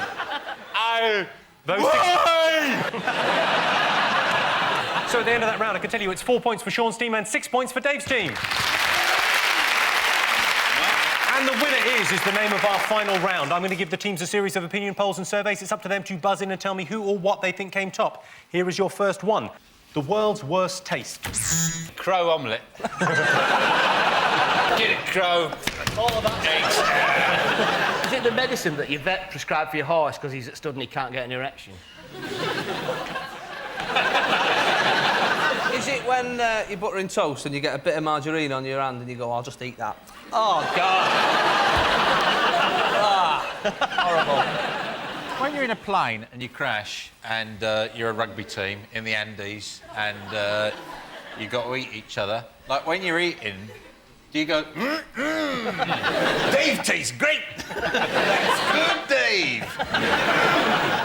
Well, it'd be Jose, wouldn't it, because they're Argentinian? Well, no, there's one called Dave. Is there? Yeah. An Argentinian called Dave? Yep. Yeah, you know the one, Dave. It was Dave Lopez. I'll give you a clue, it's a vegetable. Oh, a banana. Brussels sprout. Correct answer, Jermaine. Yeah, well done. Worst thing about gyms. And a gym is... Do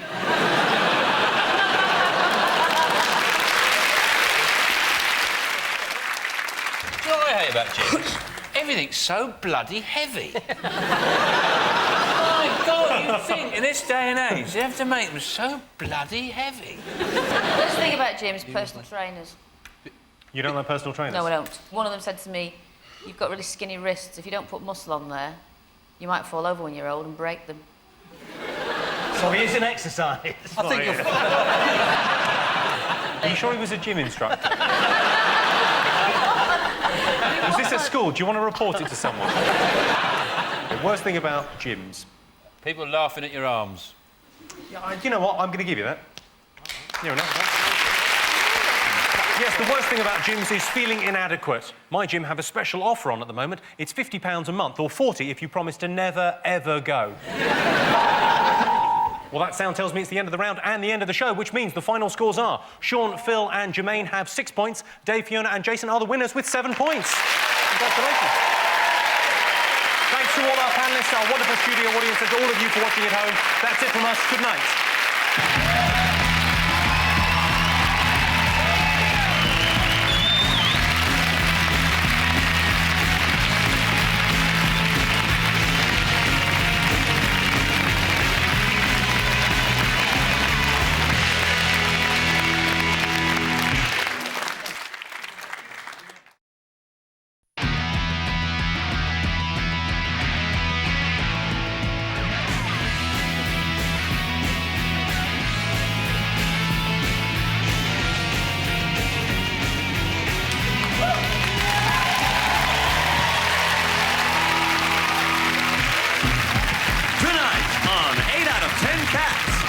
Comedy legend, Emo Phillips.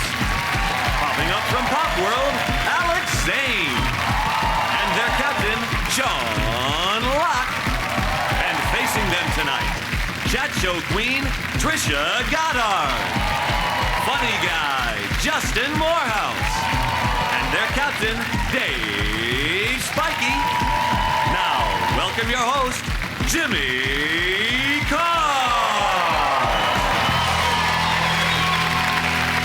Hello and welcome to 8 out of 10 Cats, a show about opinion polls, surveys and statistics. Did you know, for example, there are enough cows in the world to make 7,000 Big Macs for every American?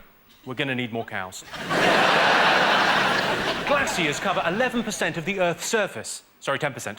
Sorry, 9%. Goodbye, Stanglia. And eating carrots every day dramatically reduces your chances of having a stroke, unless you're a rabbit. Let's get started.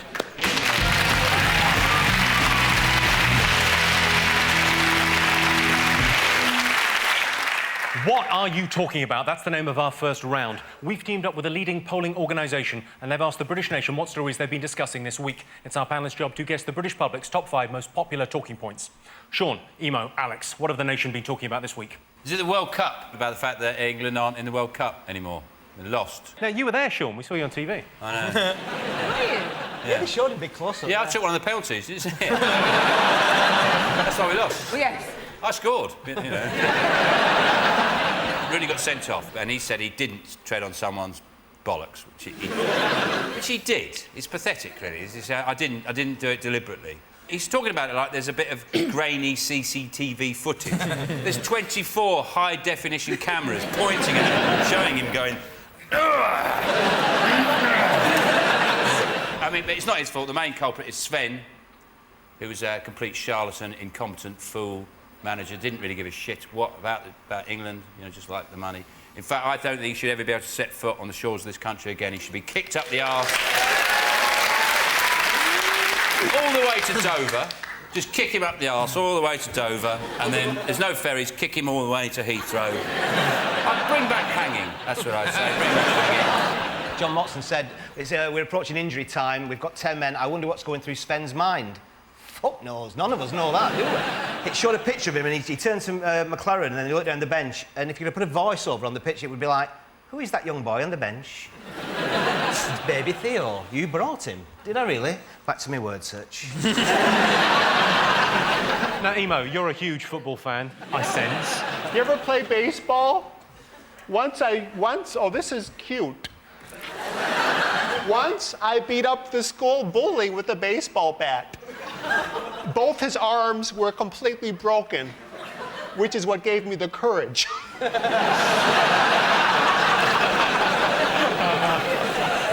that's the story. England aren't in the World Cup anymore. Well, let's see if it's there. Yes, sad news, England are out of the World Cup. But good news, half-price flags.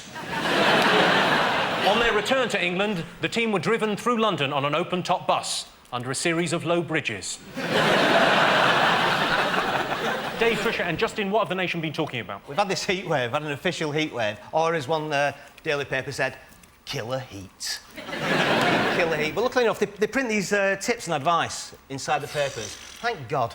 Because we'd never think of stuff like that, would we? Drink water. It's all those, you know, drink water. Drink water. That's why I'm thirsty. It's something to do with the heat. These weather warnings, they're stupid, aren't they? Come on, they say today, weather warning. It's hot. Look outside. But then, to be fair, they say it's for the vulnerable people, it's for babies, and it's for old people. So I'd like to, if I can, do a weather warning for my nana. Take your fucking coat off. 24 degrees, love.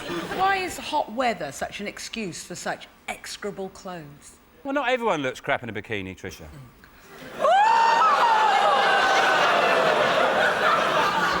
Sorry, what was that? That's when, because he was being a moose.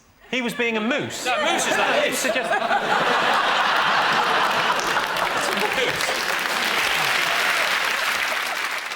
Emo, you're from California. It's always hot there. Yeah, I go to the beach.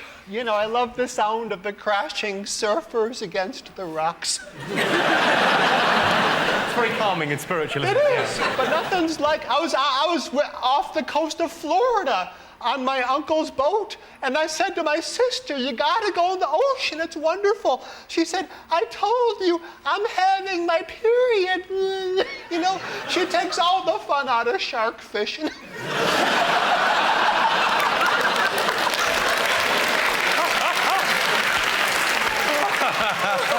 Right, well, that's your answer. Is it one of the top 5? Yes, it is.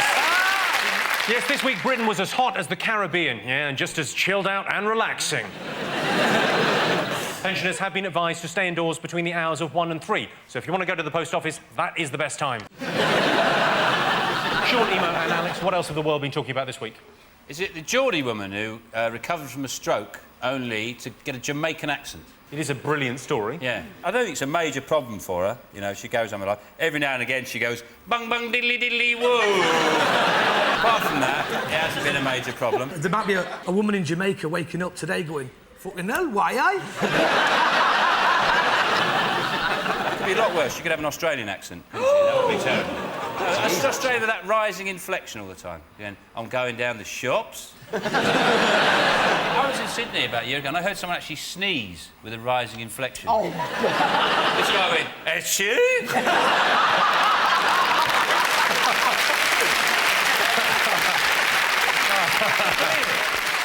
I love Australia. I was there about a couple years ago. I was there, I was watching my career go down the drain in the opposite direction. One of the things we have on our show a lot of the times, I go up to somebody in the audience who's blonde-haired, blue-eyed, and then they start talking like that, in it, man, you know, wicked. And I said to this guy once, I said, why are you talking like that? I'm black and I'm not bloody talking like that. What the bloody hell are you talking like that for? He was giving his view and said, you know, bring it on, innit? Is it? Oh, were you saying in it, or...? No, they say innit. They say in it. In it. You could not cut it in the ghetto, Jimmy. I couldn't cut it in the ghetto? You could not cut it in the ghetto. Get out of me face, bitch.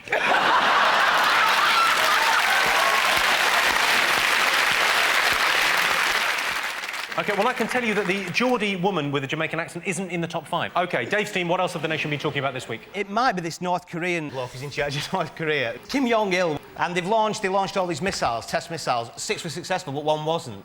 And it's like, was it bonfire now? Was it like that last rocket that is just going to go off and it falls over like that and everyone's going, shit, get out the way!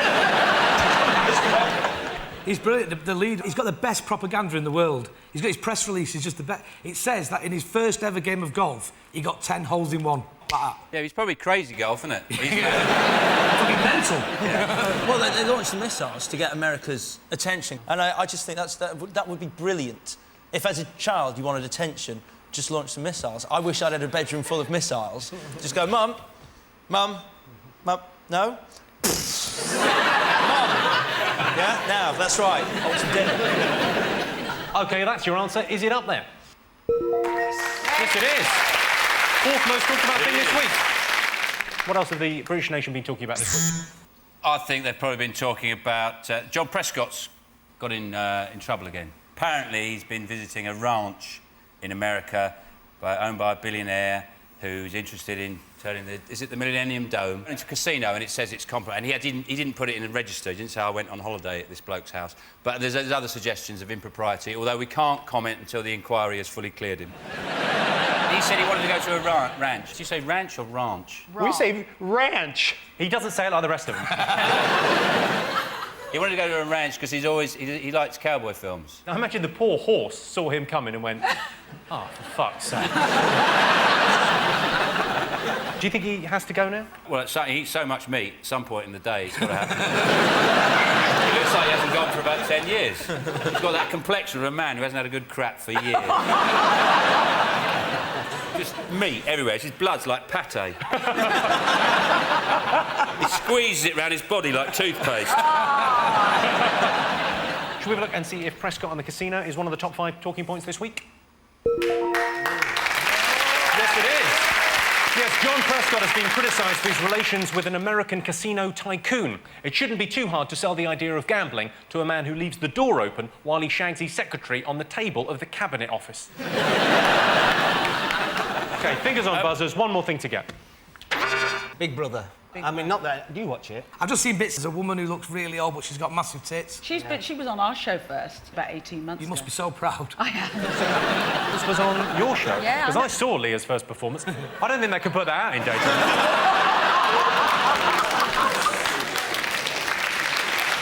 She is weird looking, though, isn't she, Leah? She looks like a wax model halfway through a stage of melting. Do you fancy her? Yeah, I love it. I love that look. Do you like women with the Zeppelin sort of stuff going on? Do you like all that? No, I like a woman who's full of helium, though. So, yes, in many ways, I do like a So you like Zeppelin-based women woman. naturally? No, I just like them to hover slightly off the ground. I think she looks like the result of a sort of a Muppet bus crash. Imagine there was a bus load of Muppets and they crashed. And then they got out of the wreckage and they got this thing out and then they just pulled all the fur off and there she'd be. Have you been watching the new housemates go in? I was going to watch it, but I had all this sweet corn I had to glue back onto a cob. You know how long that takes. Let's have a look and see if Big Brother's there. Yes, indeed it is. Leah is so worried about the abuse she'll get when she leaves the house, she's insisting on going everywhere with 2 massive bouncers. So at the end of that round, I can tell you that Sean's team have 2 points and Dave's team have 3 points. The next round is called The Poll with a Hole. We've looked through hundreds of surveys, past and present, from around the world and unearthed some fascinating facts. Unfortunately, each statistic is missing one salient piece of information, so it's up to our panellists to fill in the gaps. OK, Sean's team, 30% of millionaires are worried about what? Robin Hood and his merry men. Helping their new wives with their homework.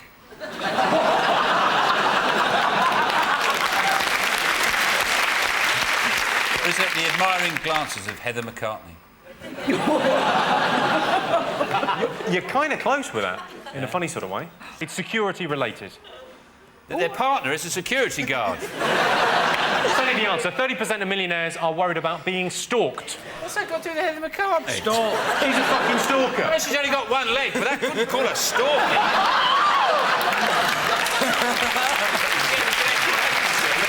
Yes, 30% of millionaires are worried about being stalked. I haven't got a stalker, but I have got a lady who sends me pants in the post. Thanks, Mum. 19% of Brits have been angry with someone who what? Who has buck teeth and a Portuguese accent. He's on Deal or No Deal.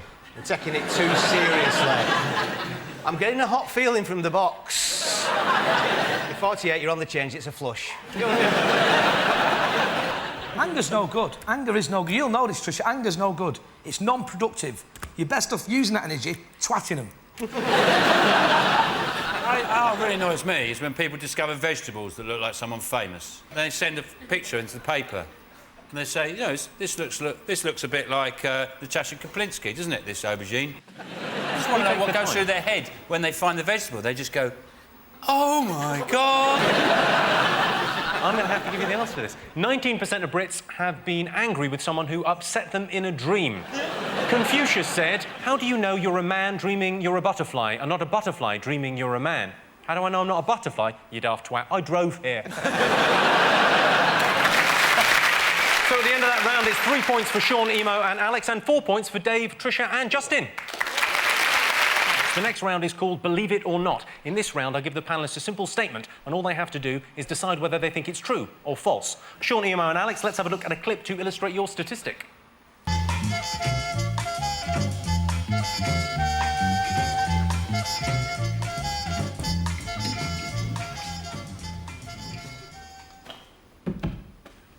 Right, that's the wallpaper on, or part of the room done. Now, Joe, I'd love to show you something here, because lots of people don't realise what else you can do with wallpaper. This dress, this attractive dress what Joe's wearing, that is wallpaper. You can do lots of other things with it too. I do know some people who have wallpapered the television set. This is quite attractive, but the thing to remember there is that you take the plug out before you do anything like this.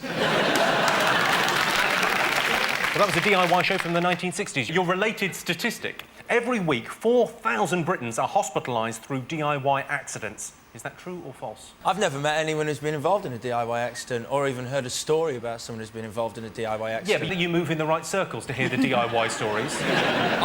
I've built stuff. Yeah? What have you built? Nothing. God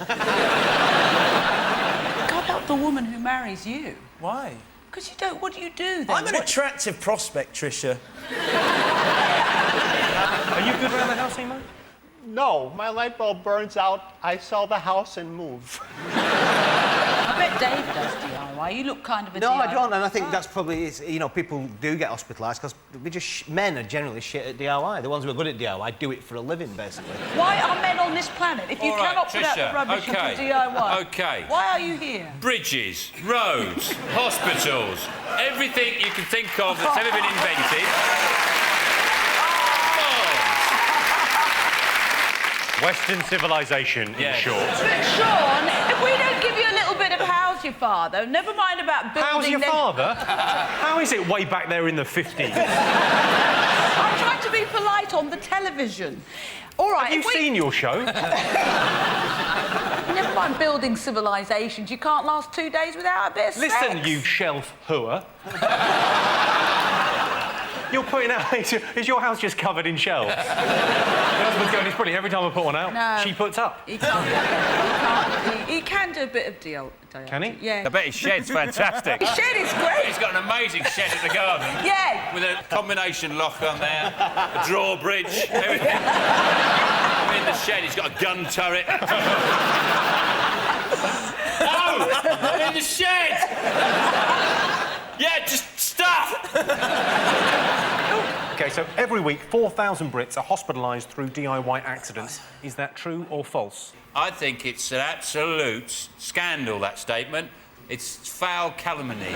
It's absolute nonsense. Poppycock. Absolute balderdash. What are you saying? Just give me an answer. No. You're saying no. You're saying it's false. Yeah. Yeah, I'm saying it's false. I can tell you that the answer is, in fact, true. Yeah. 4,000 Brits are hospitalised each week through DIY accidents. I once had a serious DIY accident. The phone rang while I was using a nail gun. OK, Dave, Tricia and Justin, let's have a look at a clip to illustrate your statistic. What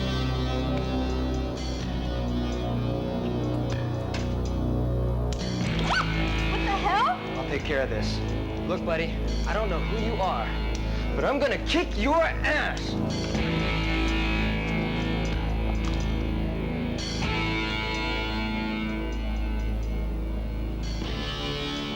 What are you doing with my wife? What? Not your wife, mister. Shut up, Anna. Look, that's it, man.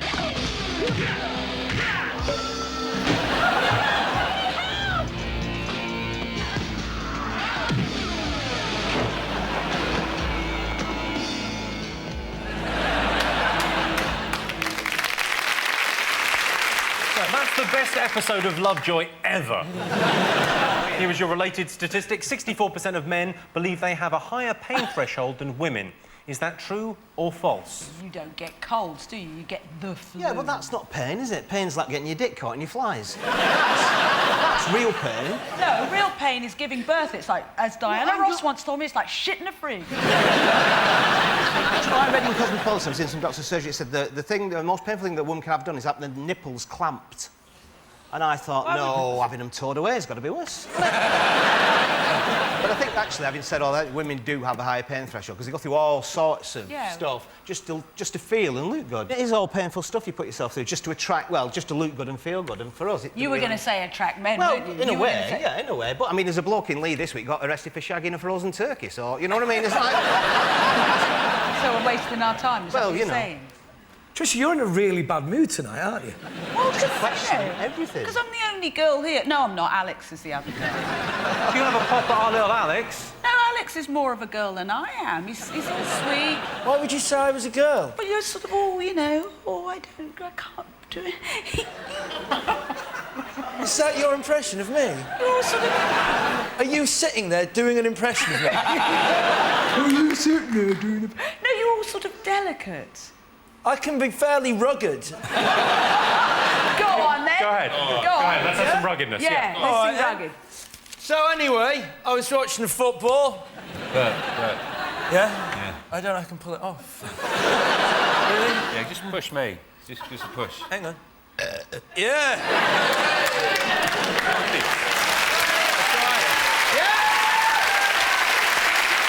Oh, my hero. Shut up, Tricia! I've said that so many times to the TV, it felt totally different in person.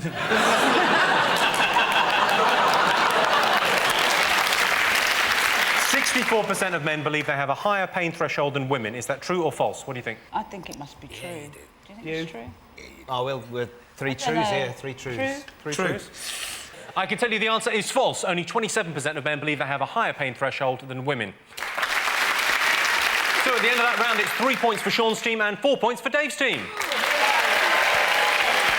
And the winner is the name of our final round. I'm going to give the teams a series of opinion polls, and it's up to them to buzz in and tell me who or what they think came top. Here is your first one. Most annoying thing about restaurants.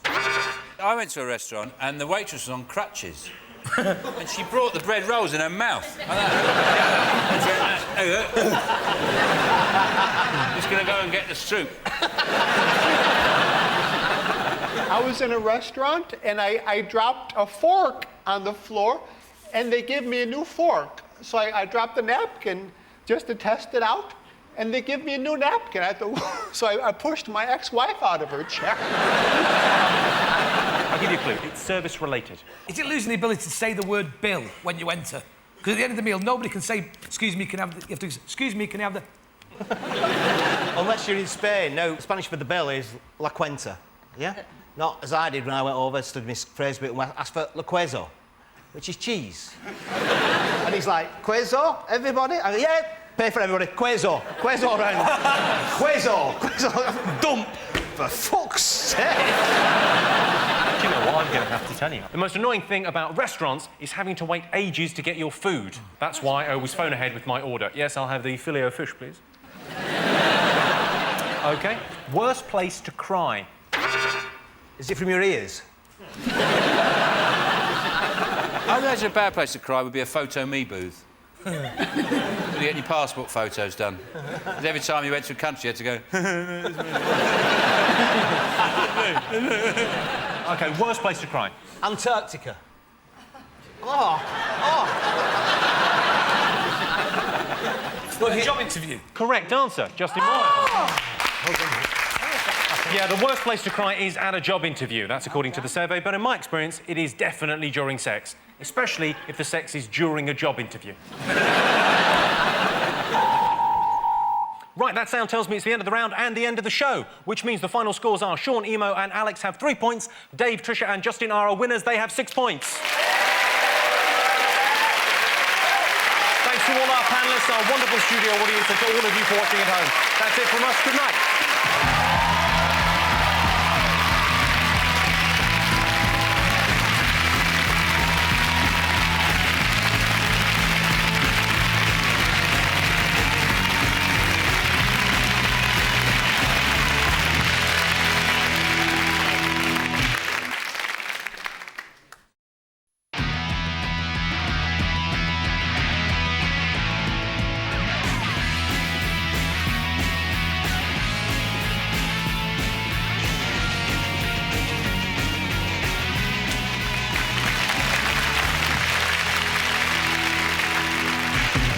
Tonight on 8 out of 10 Cats, Country Gent, Vic Reed.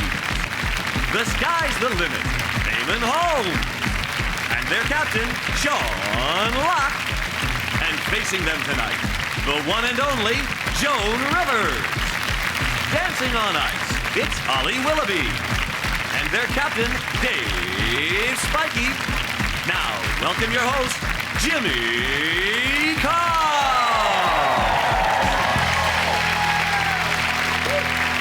Hello and welcome to 8 out of 10 Cats, a show about opinion polls, surveys and statistics. Did you know, for example, last year British women spent £280 million removing unwanted body hair? Surely it'd be cheaper and easier just to move to Germany. Women blink almost twice as much as men. Brilliant. Think of the stuff we can get away with. And 54% of taxi drivers think we shouldn't join the euro. We didn't conduct a survey, they just told us that. Let's get started.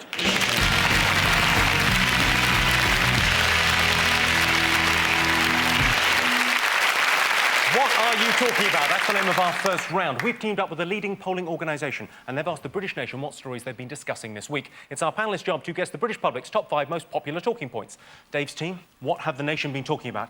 It's the World Cup, we think. Yeah. Yes. I think the final will probably largely be remembered for the antics of the French captain, Zinedine Zidane, who was going to quit at the end of the game anyway, but decided to take early retirement. Yeah. He nutted this guy in the chest. And the clip they always show is when he walks off, desolate, taking some bandage off, he walks past the World Cup, doesn't he? Which is like, there on a plinth. Right. And I thought it would have been really, really funny if he walked off like that and went, I'm having that and all. Because who's going to get it back off him? You go and get it. I'm not getting it off him. And they reckon that he said that the guy, Materazzi, said that he's accused his mother, said that his mother was a terrorist whore. Oh, so what? Any woman over 50 goes, thank you for thinking that. If he had said your mother's an old, ugly pig in a big burqa, you'd go, how fucking dare you? But your mother's an old whore, well, thanks. Sorry, you think being called a whore is a compliment? If you don't have a tampon in your purse, you're glad someone thinks of you sexually. Absolutely. What is a terrorist whore? How does that work? A terrorist whore is a woman who's sexy but heavy around the middle because she's wearing a bomb. Right. I think the other thing, an important point to make about the World Cup, one of the reasons that the Italians won, they were a very fresh team. They had lots of energy compared to other teams. And that's because Italian football is, well, we all know it's fixed. So technically, they haven't played a competitive match all season, those players. The whole season, they've been playing games where they just kick off, knock it about for a bit. Time for the penalty? Yeah, go on, over you go. Are you a football fan? Do you understand soccer? I don't understand. I'm Jewish. We don't play sports, we sell you the equipment. I mean, it's just... The saddest thing I saw the whole World Cup was after England went out, I went into a supermarket and on special offer they had half price England World Cup celebration cakes. Who, in their right mind, if England won the World Cup, would go, hooray!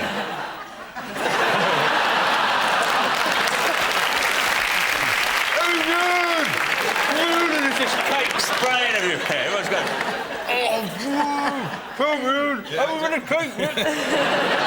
Should we have a look and see whether the World Cup and Zinedine Zidane is one of the most talked about things this week? Yes, of course it is, the number 1 talking point. Yes, Zinedine Zidane headbutted an Italian player who accused his mother of being a terrorist whore. Zidane was brought up single-handedly by his mother, who had to work 2 jobs. She was a terrorist and a whore.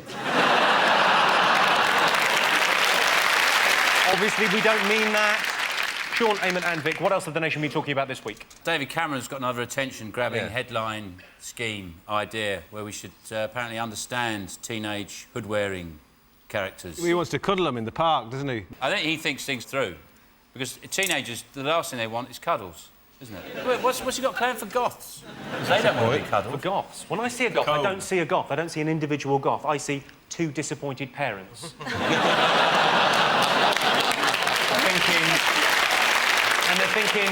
They're thinking he used to be such a lovely boy, now he looks like a slutty girl. Joan, are people wearing hoodies a problem in the States? I don't know. At my age, when I see someone coming at me with a hood, I run because I figure it's the Grim Reaper. So Did he say he formed his opinions after watching that film Kidulthood? Yeah, he did, yeah. So is his Criminal Justice Act's going to be based on what, Police Academy 6? Holly, any thoughts on hoodies? Do you like them? I don't think I want to hug one. They might nick my wallet while I'm giving them a cuddle. I'll be honest, I think if they get a hug from you, they will have other things on their mind. Even more reason not to. I don't think they'll be thinking about that. I think the blood might be somewhere else. He just comes out with stupid statements all the time. Nobody'd be surprised if he said something like, I've got an idea, elastic houses. You know, it's small if there's only 2 of you, but then if you've got some people around, you just stretch it out. There we go, elastic houses. There we go. That's a good idea. Moon harnesses. Really? Yeah. Why? It just could work. Throw a harness over the moon, 2 handles, pull it near. It comes nearer and nearer and nearer. We get more gravity and begin to float. It makes sense. You're a one-man think tank. Yeah. OK, well, let's have a look and see whether Cameron's campaign for hoodies is one of the top 5 most talked about things. But it is. The Sun has launched a campaign to hug a hoodie, or, in other words, restrain them until the police arrive. OK, Dave, Joan and Holly, what else have the nation been talking about? Artificial sperm. Artificial sperm. Men won't be needed anymore. Yes, they will, until a petri dish can buy you a diamond bracelet. They will still be needed. But You romantic, you. No, but it upset me terribly because I belong to Overeaters Anonymous, and sperm is 450 calories a swallow. So if they're going to find this new sperm, make it no-cal sperm. Sperm light. Sperm light. Sperm light. It makes such sense. Think about it. You know, you're dieting all day, and then you're going,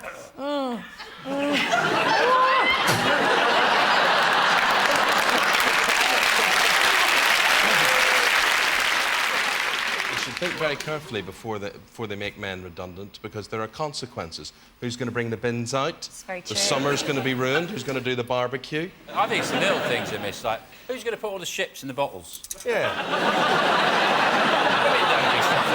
I reckon in 6 months they'll all be living in caves. They'll be tidy, though. Yeah. OK, let's have a look and see if it's up there. Yes, it is. Yes, this week, fertility scientists have produced mice using artificial sperm. There were worries in the tabloid press that the artificial creation of sperm will make men redundant. Fortunately, the sperm are kept in jam jars, so you'll need a man to get the lid off. OK, over to you, Sean. I think that cash for peerages, that's bound to be there. That Lord Levy. He's actually... He's a lord, and he's been accused of selling cash for peerages and raising money for the Labour Party, and he's been arrested. And Tony Blair may be questioned by police, maybe taken down a police station. Do you know anything about this at all, Joan? very little. I just know that Tony Blair was upset and he head-butted Lord Levy. That's all I heard. But I believe in that. I think if you can get to be... Look at Dame Edna. I mean, it suddenly brings to light a lot of people. You say, how? Dame Edna. Dame Edna. Dame Edna is one of the examples you're bringing in here. Lord Snooty. Yes. Count Duckula. How did he get his title? There's your answer. There's something gone on there. Joan, seriously, would you be interested in being a Lord of the Realm? In a second, because I could slap servants so easily. I look at, like, oh, Naomi Campbell, she is my idol now. She just goes around slapping, you know, to slap someone that's on your level, they'll hit you back, you know. But Naomi Campbell just says, you stupid bitch, whap, whap, whap. Now bring my tea. And they do. And I just think that's fabulous. Should we have a look and see where that Lord Levy is up there? Yeah, I think we've tackled the subject in depth, Jimmy. All right. Fingers on buzzers, one more to get. What else has the nation been talking about? Is it they're going to build loads of nuclear power stations to cater for our energy demands in the future? But people say they're not safe. Well, I interviewed the Industry Secretary during the week, Alistair Darling, and the whole question of safety, there's a lot of concern about that, and he said it's not a problem, that he would give it 3 thumbs up.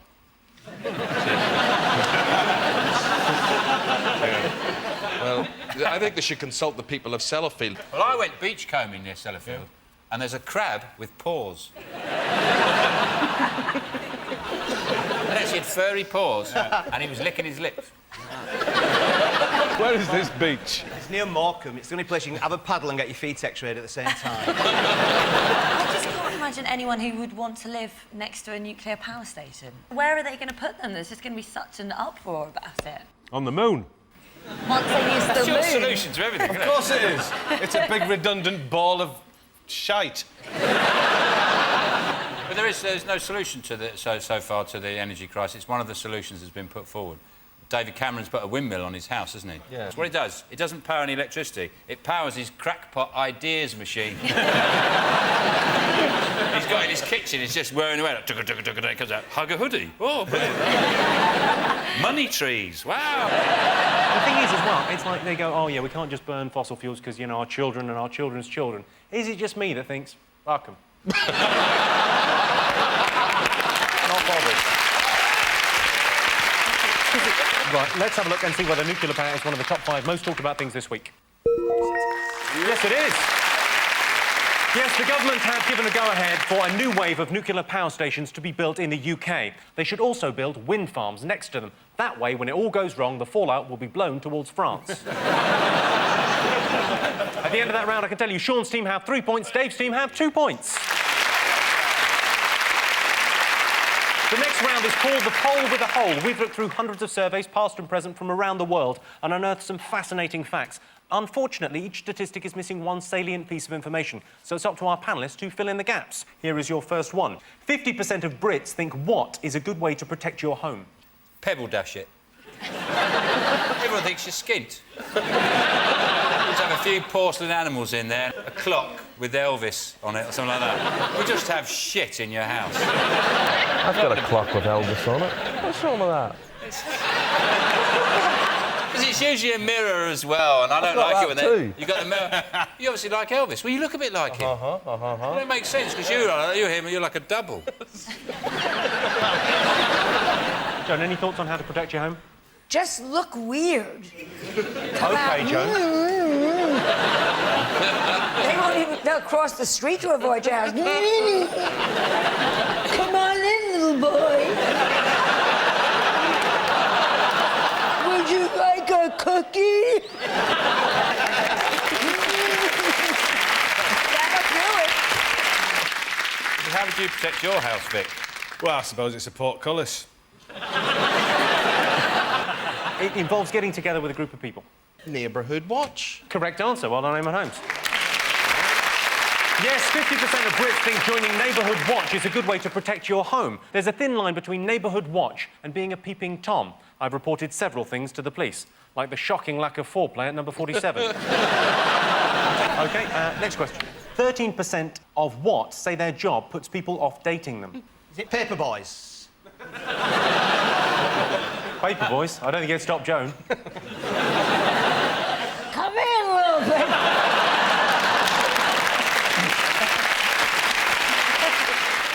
Vic, any thoughts? What job would not attract you to someone? I expect it's lepers. A hangman. A hangman would be horrible. Somebody has to do it. I'll give you a clue.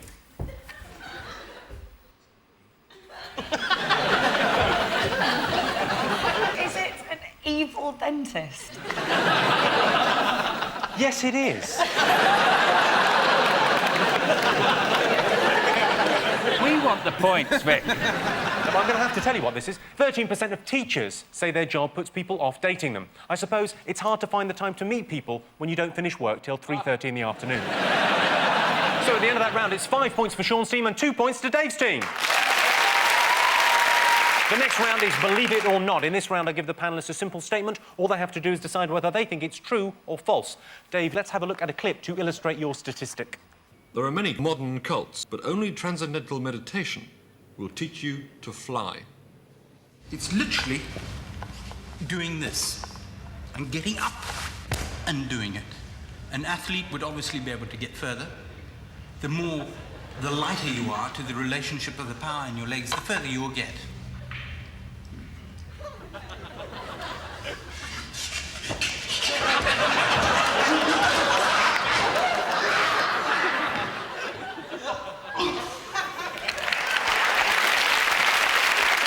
Yogic flying, then. Here is your related statistic. 36% of Brits think that New Age therapies are utter nonsense. Do you think that's true or false? I was very skeptical, and then I wasn't feeling well, and they said, try one of those organic coffee enemas. And it worked like $1 million. They threw me out of Starbucks. I can never go back. But I went to Hong Kong and I was really ill, and I went to a traditional herbalist Chinese shop, and I went in and trying to communicate. I did that stupid thing that we do, and I went, me, sore, sore, shiver. I don't know why, shiver. You have anything for me? He went, night nurse. No. See, I recently got attuned in Reiki. Oh, that's channeling. It's kind of like a healing energy that you are the channel for. And it's really weird because I think it really works. Sorry, do you want to buy some magic beans? You can do Reiki as well, can't you? I used to be a hippie. I've moved on. What's that? But Jimmy does Reiki? You make her. Quite right. What did she look like that was doing the Reiki? What did she look like? Yeah, it was like this gorgeous girl doing Reiki over you. It was like, I think that makes a big difference with a man. If we were both Reiki instructors, who would make you guys feel better? Come on, shut your eyes. Come on, Holly. Shut your eyes so you won't know who does which first. Now, one of us is going on one side, one of us is going to get on the other side. Right, you're going to what, heal me?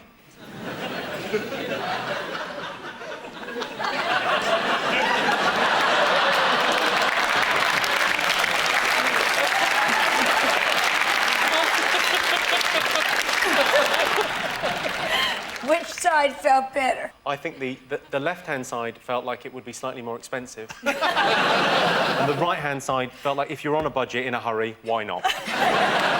Which side was which? I was the budget in a hurry. Thanks. I wish it had gone further, but you were probably thinking of the calories, weren't you? 36% of Brits think New Age therapies are utter nonsense. True or false? 36%. I'd say that's true. I can tell you the answer is true. Yes, 36% of Brits think New Age therapies are utter nonsense. It's sad that they're so cynical, but it's probably just because their chakras are closed. Sean, Vic and Eamon, let's have a look at a clip to illustrate your statistic. You may have met a few people who like doing this sort of thing. Nuisance, I agree, but pretty hard. You have certainly seen thousands like this. They're not a nuisance. They're a real danger. Stop it! Come here. What do you think you're up to? You've probably infected thousands of people already. What do you think this is for?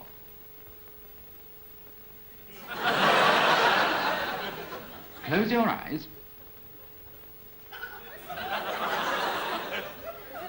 Now, handkerchief, sneeze. Handkerchief, sneeze. See what I mean? That's the idea.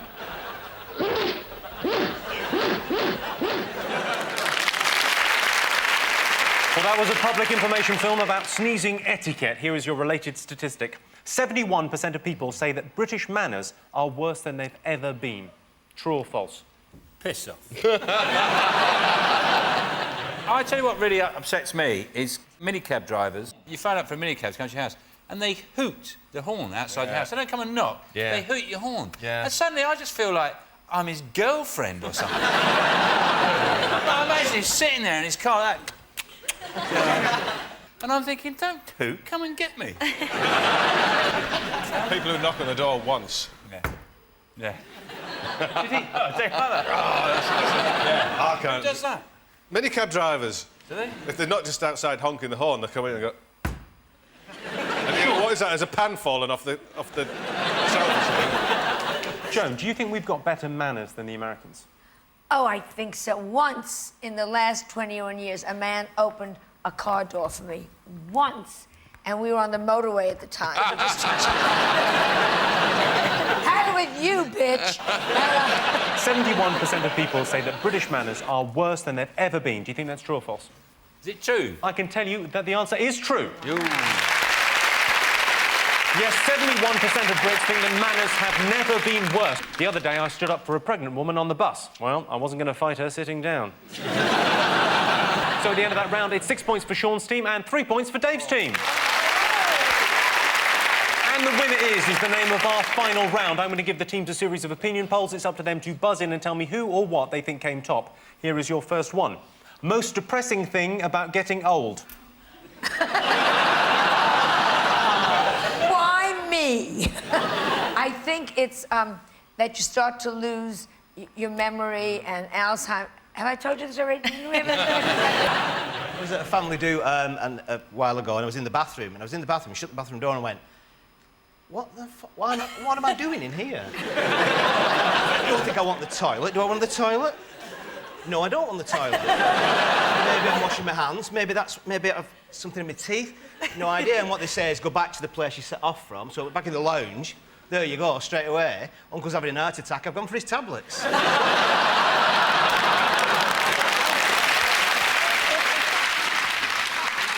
It's also very easy getting down, but it's very hard getting up. Right. Which is why Clinton never slept with a girl over 30, because she couldn't get out in time, you know. She'd be like, down there, here comes Hillary, I'm getting out.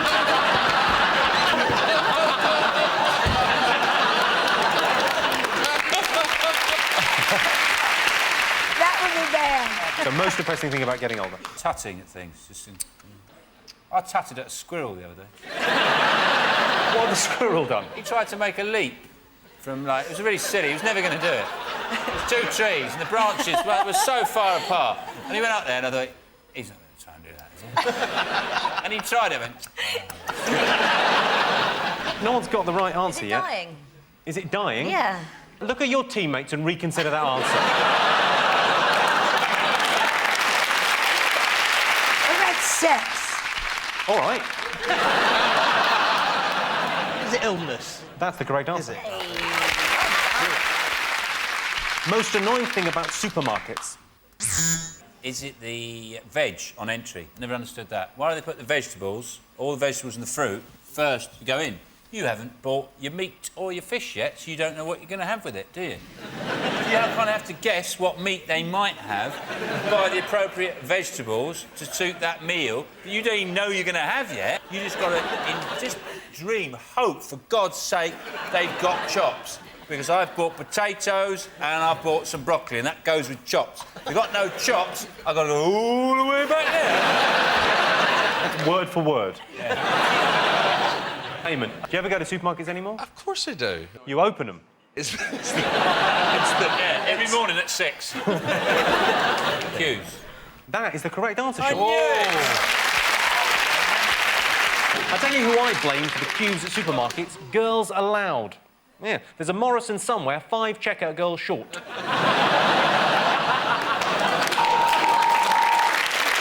Well, that sound tells me it's the end of the round and the end of the show, which means the final scores are Sean, Vic and Eamon have 8 points, Dave, Joan and Holly have 4 points, so Sean's team are the winners. Thanks to all our panellists, our wonderful studio audience, and to all of you for watching at home. We'll see you next month for our Big Brother special. Until then, good night.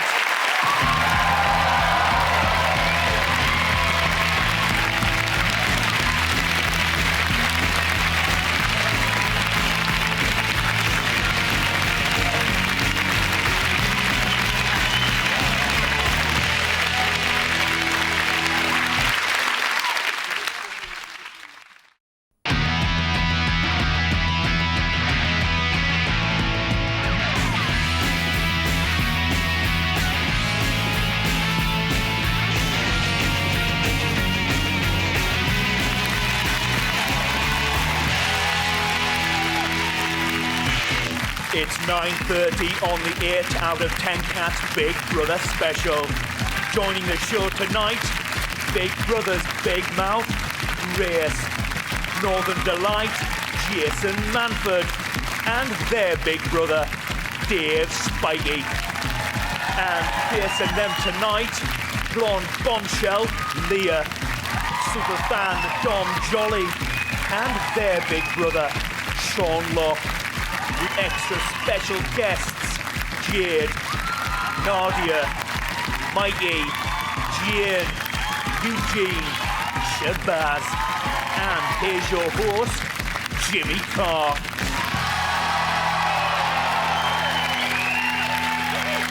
Hello and welcome to the 8 out of 10 Cats Big Brother special, a show about opinion polls, surveys, statistics, and of course, Big Brother. Did you know, for example, 50,000 people applied to be on Big Brother this year. Only 22 got in, but there's no wastage. The rest are ground down and served as sausages. A high percentage of applicants are from Glasgow. They're not interested in the prize money. They just want to live in a house for a couple of weeks.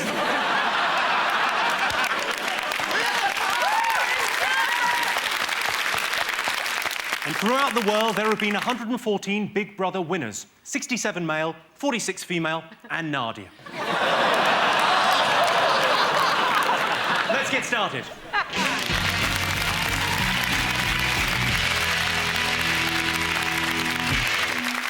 What are you talking about? That's the name of our first round. We've teamed up with a leading polling organisation, and they've asked the British nation what stories and events from this year's Big Brother they found the most memorable. It's our panellists' job to guess the top 3 talking points from Big Brother 7. Dave, Jason and Grace, what have people been talking about in Big Brother this year? Nikki's tantrums. I switched on the first time. She's in the diary room. I thought, I'm watching kids say the funniest things. Where's Barrymore? You want to have a little look at some of her finest moments? That was brilliant, yeah. Let's have a look at some hissy fits.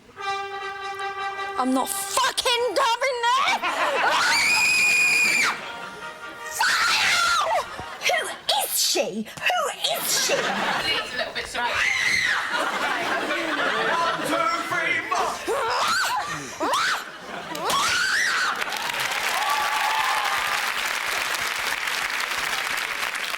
Super Nanny just go, fuck that. Did you never think, I'll give her a slap? Just a sly one. Yeah, just a little one. Like you kick the cat, like nonchalantly. She's a funny in a young body, but she doesn't mean no harm. Thanks for that, Jane. Also, thanks for not eating her. They all did look a bit crazy when they walked in. It looked like that bar out of Star Wars. The only thing missing was the funny music. That's not Star Wars. Thanks, Shabazz. Crikey! Yeah, I know the one you mean. Look, guys, You're I've obviously got to capable tell of you. appearing on the show. I've got to tell you, I actually... Shabazz! Can you let Jimmy get on with his fucking show, please?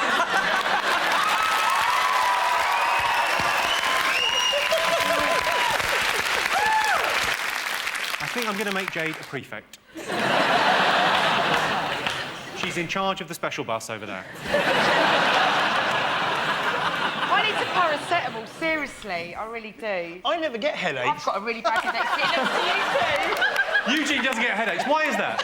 I never get headaches. For some reason, I never get them. I sometimes get, like, a pain in my head, which clears up. It's like a Sellafield works out in that. Well, let's have a look and see if Nikki is up there.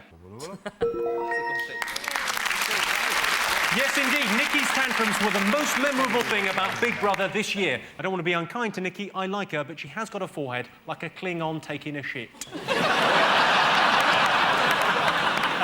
Right, Sean Steen, what else have people been talking about? Grace chucking water on Susie. Was it people just presuming that Gracie was a little bit of a bitch in the house? Oh, no. Not here, obviously, you're lovely. But that's because she's sat here. Thank you. Nice try.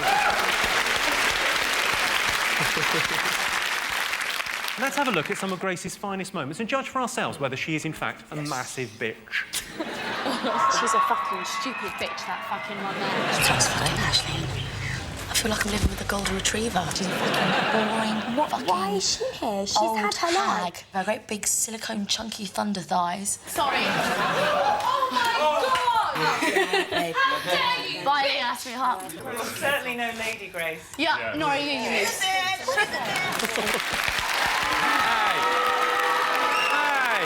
Hey! Let's be nice, she's our guest, but seriously, dashing water in someone's face, you better know yourself.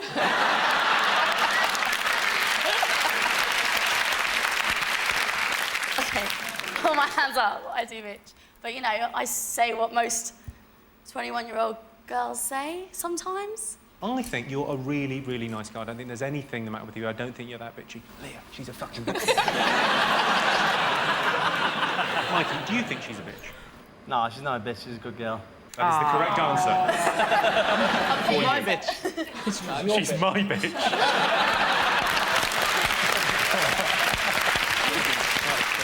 I read that, obviously, you're into Mikey, but you wouldn't take him home, is that right? No, I never said that. If you read it, it's not true. Have you been to her place, yeah? Not yet, no. All right. Sure it'll come. Would you still throw that water if you had your time again? It wasn't premeditated, I did it, so I can't say it, like... I'm not a barrister, but didn't you say to Alicia, I'm going to throw water in her face? No, it was like premeditated like 2 seconds before I was going to do it. That's premeditation. Is it? Let's have a look and see whether Grace's bitchiness is up there. Yes, Grace's behaviour was the third most talked about thing this year. On leaving the house, Grace got a call from Nuts magazine. Shabazz got a call from Your Nuts magazine. And Nadia got a call from No Nuts magazine.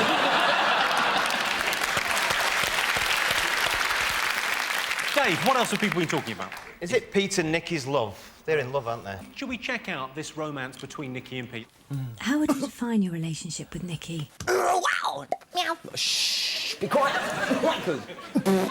I love her. I love her. Wow! I love her. I love Nikki. Ah! Oh shit! I've got a headache. I'm really smashed.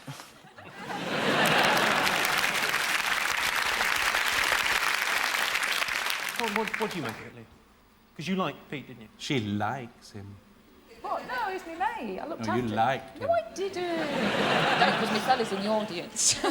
You did like him a bit, though. You spent 2 weeks putting his head between your boobs. No, I did not. We have the footage. I have to say, I would like to be there when he meets Nicky's parents. Because that's going to be interesting. You know, normally it's quite a nervous, quiet moment. I think people. I think give her Nicky Nicky has a handler rather than parents. It's like falconry. She just lands on a glove behind her on the field. Just swings a bit of meat on Do you think it's going to last, Grace? I don't know, just let's put those two in a room and let's just see what happens with that one. I haven't really got a... We have done that for the last 13 weeks.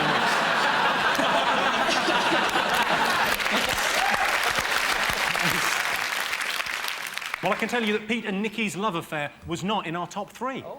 Yeah. Nicky is madly in love with Pete and desperate for him to say those 3 little words. Meow, wankers. Sean Steen? Sorry. That's one. It started. I'm sorry, Jane, were you not getting enough attention? I'm sorry. You know what it is? She's not in the front row. Hey! Sorry, Jane, it whacked the back of your head, did it? What could it possibly have damaged there? Oh, God. What else have people been talking about in Big Brother this year? Shabazz. I think we haven't talked about him for a bit, and seeing him here... Let's have a look at some of Shabazz's hilarious antics. I love my mouth. Look at that. I mean, you can't buy lips like that. You know what I mean? I've had these all my life. Lovely, full... I mean, that is a Marilyn Monroe mouth. I love it. Oh, you're done with me?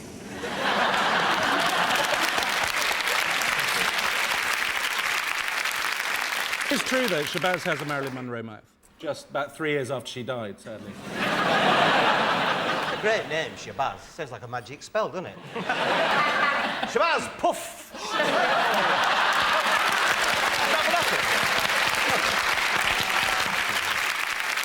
Well, I can tell you, surprisingly, Shabazz wasn't one of the top 3 talking points this year. Shabazz is now starring in a film. Well, it's not a film, it's CCTV footage from Glasgow's Lidl.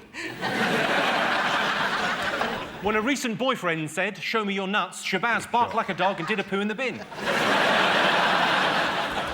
OK, we're looking for one more thing. Fingers on buzzers. What else have people been talking about? Well, then robots came in. You know, and then robots came in and they smashed all the walls. And now they had the laser eyes. And they made the jacuzzi boil up. And those guys smashed the place to pieces. I'll check for you, Sean. No. Was it? Oh, Not robots, Ursula though. going in again last week. People going in and they shouldn't be in when they've been out already. Yeah, when was and they're coming voted back out, again. It's possibly the most complicated Big Brother there's ever been. I couldn't follow Even the people that said it was dumbing down TV couldn't follow it this year. Let's have a look at this. You may now leave the dining and move into the house next door. You have been chosen to return to the Big Brother house for the final week. Look at her, look at her. Look at her.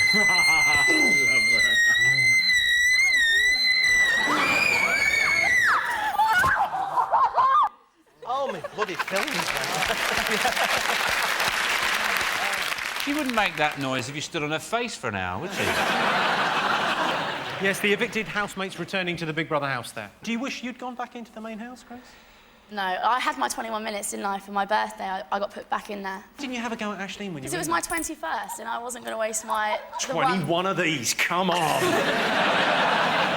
Let's have a look and see if evicted housemates returning to the house is up there. Yes, it is. People were talking about the evicted housemates returning to Big Brother. Mikey, Grace, Nikki and Leah, they're like the Fantastic Four, in that there's 4 of them and... that's it. At the end of that round, I can tell you that Sean's team have 2 points, Dave's team have 1 point. The next round is called the poll with a hole. Each statistic I give the teams is missing one salient piece of information, so it's up to the panellists to fill in the gaps. 76% of Big Brother applicants want what? Is it the bed furthest away from Shabazz? A brain. 76% of Big Brother applicants want a brain. Yeah. Well, I can tell you that that's the Wizard of Oz. Yeah. And It is a lower percentage than that. It's Yeah. 25%. It's actually 33, Jimmy. Is it? Yes. What 'Cause about there's Dorothy? a lion, a tin man. Well, what about Dorothy? Dorothy, she doesn't want anything. Yeah, she wants to go home. Yeah. I don't That's want not to a fight thing. with you about the Wizard of Oz, No, that's- but I fucking will, She Sean, wants- and I'll win. Or presenter, yeah. What was that again? TV presenter. That's the correct answer. 19% of women think that Grace is what? What do you think you are? What do you think 19% of women think you are? It's a low percentage, so it won't be bitch. That would be 90%. A range of shelving from IKEA. Is it a moose? It's not a moose. A shoe-in for the derby. Is destined for the UN peacekeeping force. In Lebanon, just behind the Hezbollah going, Annie said you got a fat ass. What do you think, Mikey? What do you think 19% of women think that Grace is? It's a low percentage, so something like a nice girl. Sorry, can I just ask, what's your longest previous relationship? He called you a bitch and said a low percentage, nice girl. You little charmer, you. I'm going to tell you, Grace. 19% of women think that Grace is a good role model. Oh. And if the role in question is the lead character in Jackie Collins' new novel, Sloney Bitch, I agree. 15% of Big Brother viewers say that Leah reminds them of what? Bet Lynch. No, the Bet Lynch came nowhere. Ooh, God, tricky, isn't it, sitting next to you and that. It's not something dead insulting. It's something really nice, actually. Oh, I know. Boiler knees lagging. In a nice way. Is it that woman out of Charlie Gregg's? What's that? Gregg's pasty shop in Charlie. It's someone very close to them. Mother. Even closer than their mother. Porn mag. Themselves. That's the correct answer. Themselves. That's a nice thing, isn't it, Leah? That's good. So at the end of that round, it's 3 points for Sean, Leah and Dom, and 4 points for Dave, Grace and Jason. Our next round is Face Off. We've got 6 well-known Big Brother contestants here in the studio. Nadia, Jade, Shabazz, Eugene, Jane and Mikey. OK. We asked the public which of these housemates would make the best James Bond. Nadia, master of disguise. You know, I have to say, my dream come true would be to be a baddie in a James Bond movie, so I can take it. I would love to be. Octopussy. Octococky. What about Jade in Doctor No Idea? Yeah. Eugene's your gadget man, isn't he? Now, Eugene's Q. He's not Bond. Oh, yeah, yeah. He'd be like, see this? It looks like a machine gun, but actually, it's a radio. This is an atomic watch, but when you turn it off, it tells the time. Yeah. What's your favourite Bond gadget, Eugene? I seem to remember there was the watch, as you said, the watch, which had all the gadgets in it, and it had the bomb in it. Jesus Christ. What are you going to go for, Dave? Let's go Jane. Well, there's only one who looks a bit like a James Bond, isn't there? Mikey looks like James Bond, doesn't he? true, yeah. You never You're know, going do you? with Mikey. OK, Yeah. fine. Who would you go with? We'd go for Eugene, I think, Jimmy. I think he would make a less than adequate Bond, which is the best that we can hope for. Would you kill for your country? Yeah. I would. The only problem, I'd probably be late.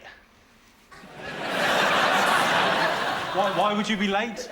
My timekeeping's appalling. You've got an atomic watch, man! Well, I can tell you that you're right. The housemate people thought would make the best Bond is Eugene. We asked the public, which of these housemates would you most like to go on holiday with? Who do you think, out of that motley crew, got the most votes? Surely there should be a like, prefix to that, like, if you had to. I'd like to see how Shabazz reacts to turbulence in flight. Jade, where's your favourite holiday destination? Dubai. Where? Dubai. Where's that? I don't know. It's nice, though, is it? Yeah. I just go to these places. At the end of the day, I don't want to be a geography teacher, so I don't have to know. Quite right. It's such a great shame you don't want to be a geography teacher, though, because children are missing out on what would be a hilarious education. Eugene, have you ever been to Vegas? Vegas? Las Vegas. Yeah, no. OK. Have you seen the film Rain Man? Yes. OK. I think we could make a lot of money. OK, which housemate would you most like to go on holiday with? Jade and Jane as well. So you, Jade and Jane, on holiday together. Oh, yeah. That is a Channel 5 programme, and you know it. What would we call it, though? Armageddon? Well, I'm going to force you to guess now. Jade. You're going to go for Jade, are you? Yeah. Dave's team? Well, if it was Safari, Shabazz, that'd be a laugh. Look at the lion! Look at the lion! I'm going to hide its food! Yeah, you do that. He is his food. Nadia. You'd like to go on holiday with Nadia? Yeah, I could borrow her shoes. Ah. Shoes. You'd like to go on holiday with Nadia? No, Simply I because said she's sitting I'm- next to no, we're Mikey. I've been on holiday with Mikey, so I went on Have the you? weekend, so yeah. Who for? Hello or OK? Seriously, though, who for? No one, for myself. And him. What's the point of that? You had a photographer with you. No. What's the point of that? Go on, what's your final guess? Shabazz. You're going to go for Shabazz. Well, I Yeah. can tell you that Shabazz, 8% of the public wanted to go on holiday with Shabazz. Or more accurately, filled out the form incorrectly. The top answer was Jade, so you get the points. 35% of the population want to go on holiday with Jade. Jade recently said, I'm sick of the paparazzi, so she's having a deep pan, ham and pineapple instead. I'd love to go on holiday with Jade because she's got her own perfume, haven't you? You've got your own perfume? Yeah. Because you could bring lots of that perfume and I'm sure it would keep the mozzies away. Oh, he sold out every single shop he was in, thanks very much. Sold out or shoplifted? Shoplifted. Your target market is Shabazz. Oh, I can't believe it. Oh. I love it. Oh. For outselling J-Lo, I believe, and Paris Hilton. And Beckham and Beyonce and Britney. Anyone else? All those other great perfumiers. Chuckle Brothers, they're right. Jeanette. To you, to me. I would strongly recommend it, especially because you can't legally buy mace in this country. What's mine? It's by Lonthric. I think you'd enjoy it. So at the end of that round, it's 5 points for Sean's team and 4 points to Dave's team. And the winner is the name of our final round. I'm going to give the teams a series of opinion polls based on Big Brother, and it's up to them to buzz in and tell me who or what they think came top. OK, the first one. Most annoying habit a housemate could have. I think the general standards of manners are terrible. I mean, a lot of them, I've seen them eating with their elbows on the table. Somebody was using a dessert spoon for soup. I believe Mikey wore a cummerbund at breakfast. Is it all the burping and farting and stuff like Jane had a go at you? I can tell you that farting and burping is number 3 on the list. Who don't do that, though? Not being funny accidentally. Who doesn't do that? Yeah. Is it insisting that everybody calls you by a stupid nickname, like Spiral or Bubble or... Ashleen. It's not Ashleen. It's Eileen. That's what it is. Mother couldn't spell for shit. Now, I'll give you a clue. It's hygiene-related. Oh, body order, then. B.O. then, B.O. I'll give you that, yeah. It's not washing. Thank you. Yes, the most annoying habit a housemate could have is not washing. Others on the list are eating all the food, farting and burping, always shouting and waking people up, or, as it's known collectively, being Jane. Most emotional housemate ever. Nikki. Why did you say that? You're absolutely right. Oh. Of course you bloody right. Yes, the most emotional housemate ever is Nikki. This is when her MP3 player didn't work. Oh, I love this song. This is Big Brother. Would Nikki come to the dining? I've been disqualified. I want to do it. I can't switch it on, Big Brother.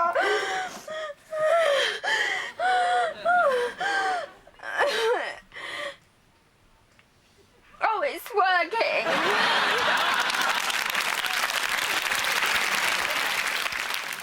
The most common audition piece at Big Brother auditions. I didn't realise they had auditions. I thought like a dog catcher went out and just saw who was barking on the street. No, get in, man, Big Brother. Big Mac. Is it something from Hamlet? What, the blowjob scene? Is it someone just going to camera? Oh, mad me, I fight with people all the time and I have sex all the time and I'm not bothered at all, just fight about anything and then when they get in there, just drink tea and have weird tits. Or is They it... always say, I'm like Marmite, you either love me or hate me. What did you say? You just hate me. Is it juggle with one potato?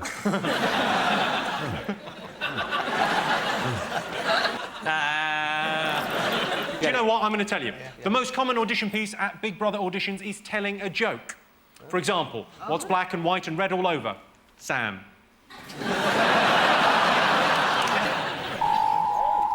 Well, that sound tells me that it's the end of the round and the end of the show, which means the final scores are Sean's team have 6 points, Dave's team have 6 points. It's a dead heat. Everyone's a winner. Thanks to all our panellists, our wonderful studio audience, and to all of you for watching at home. That's it from us. We'll be back in the autumn. See you then. Good night.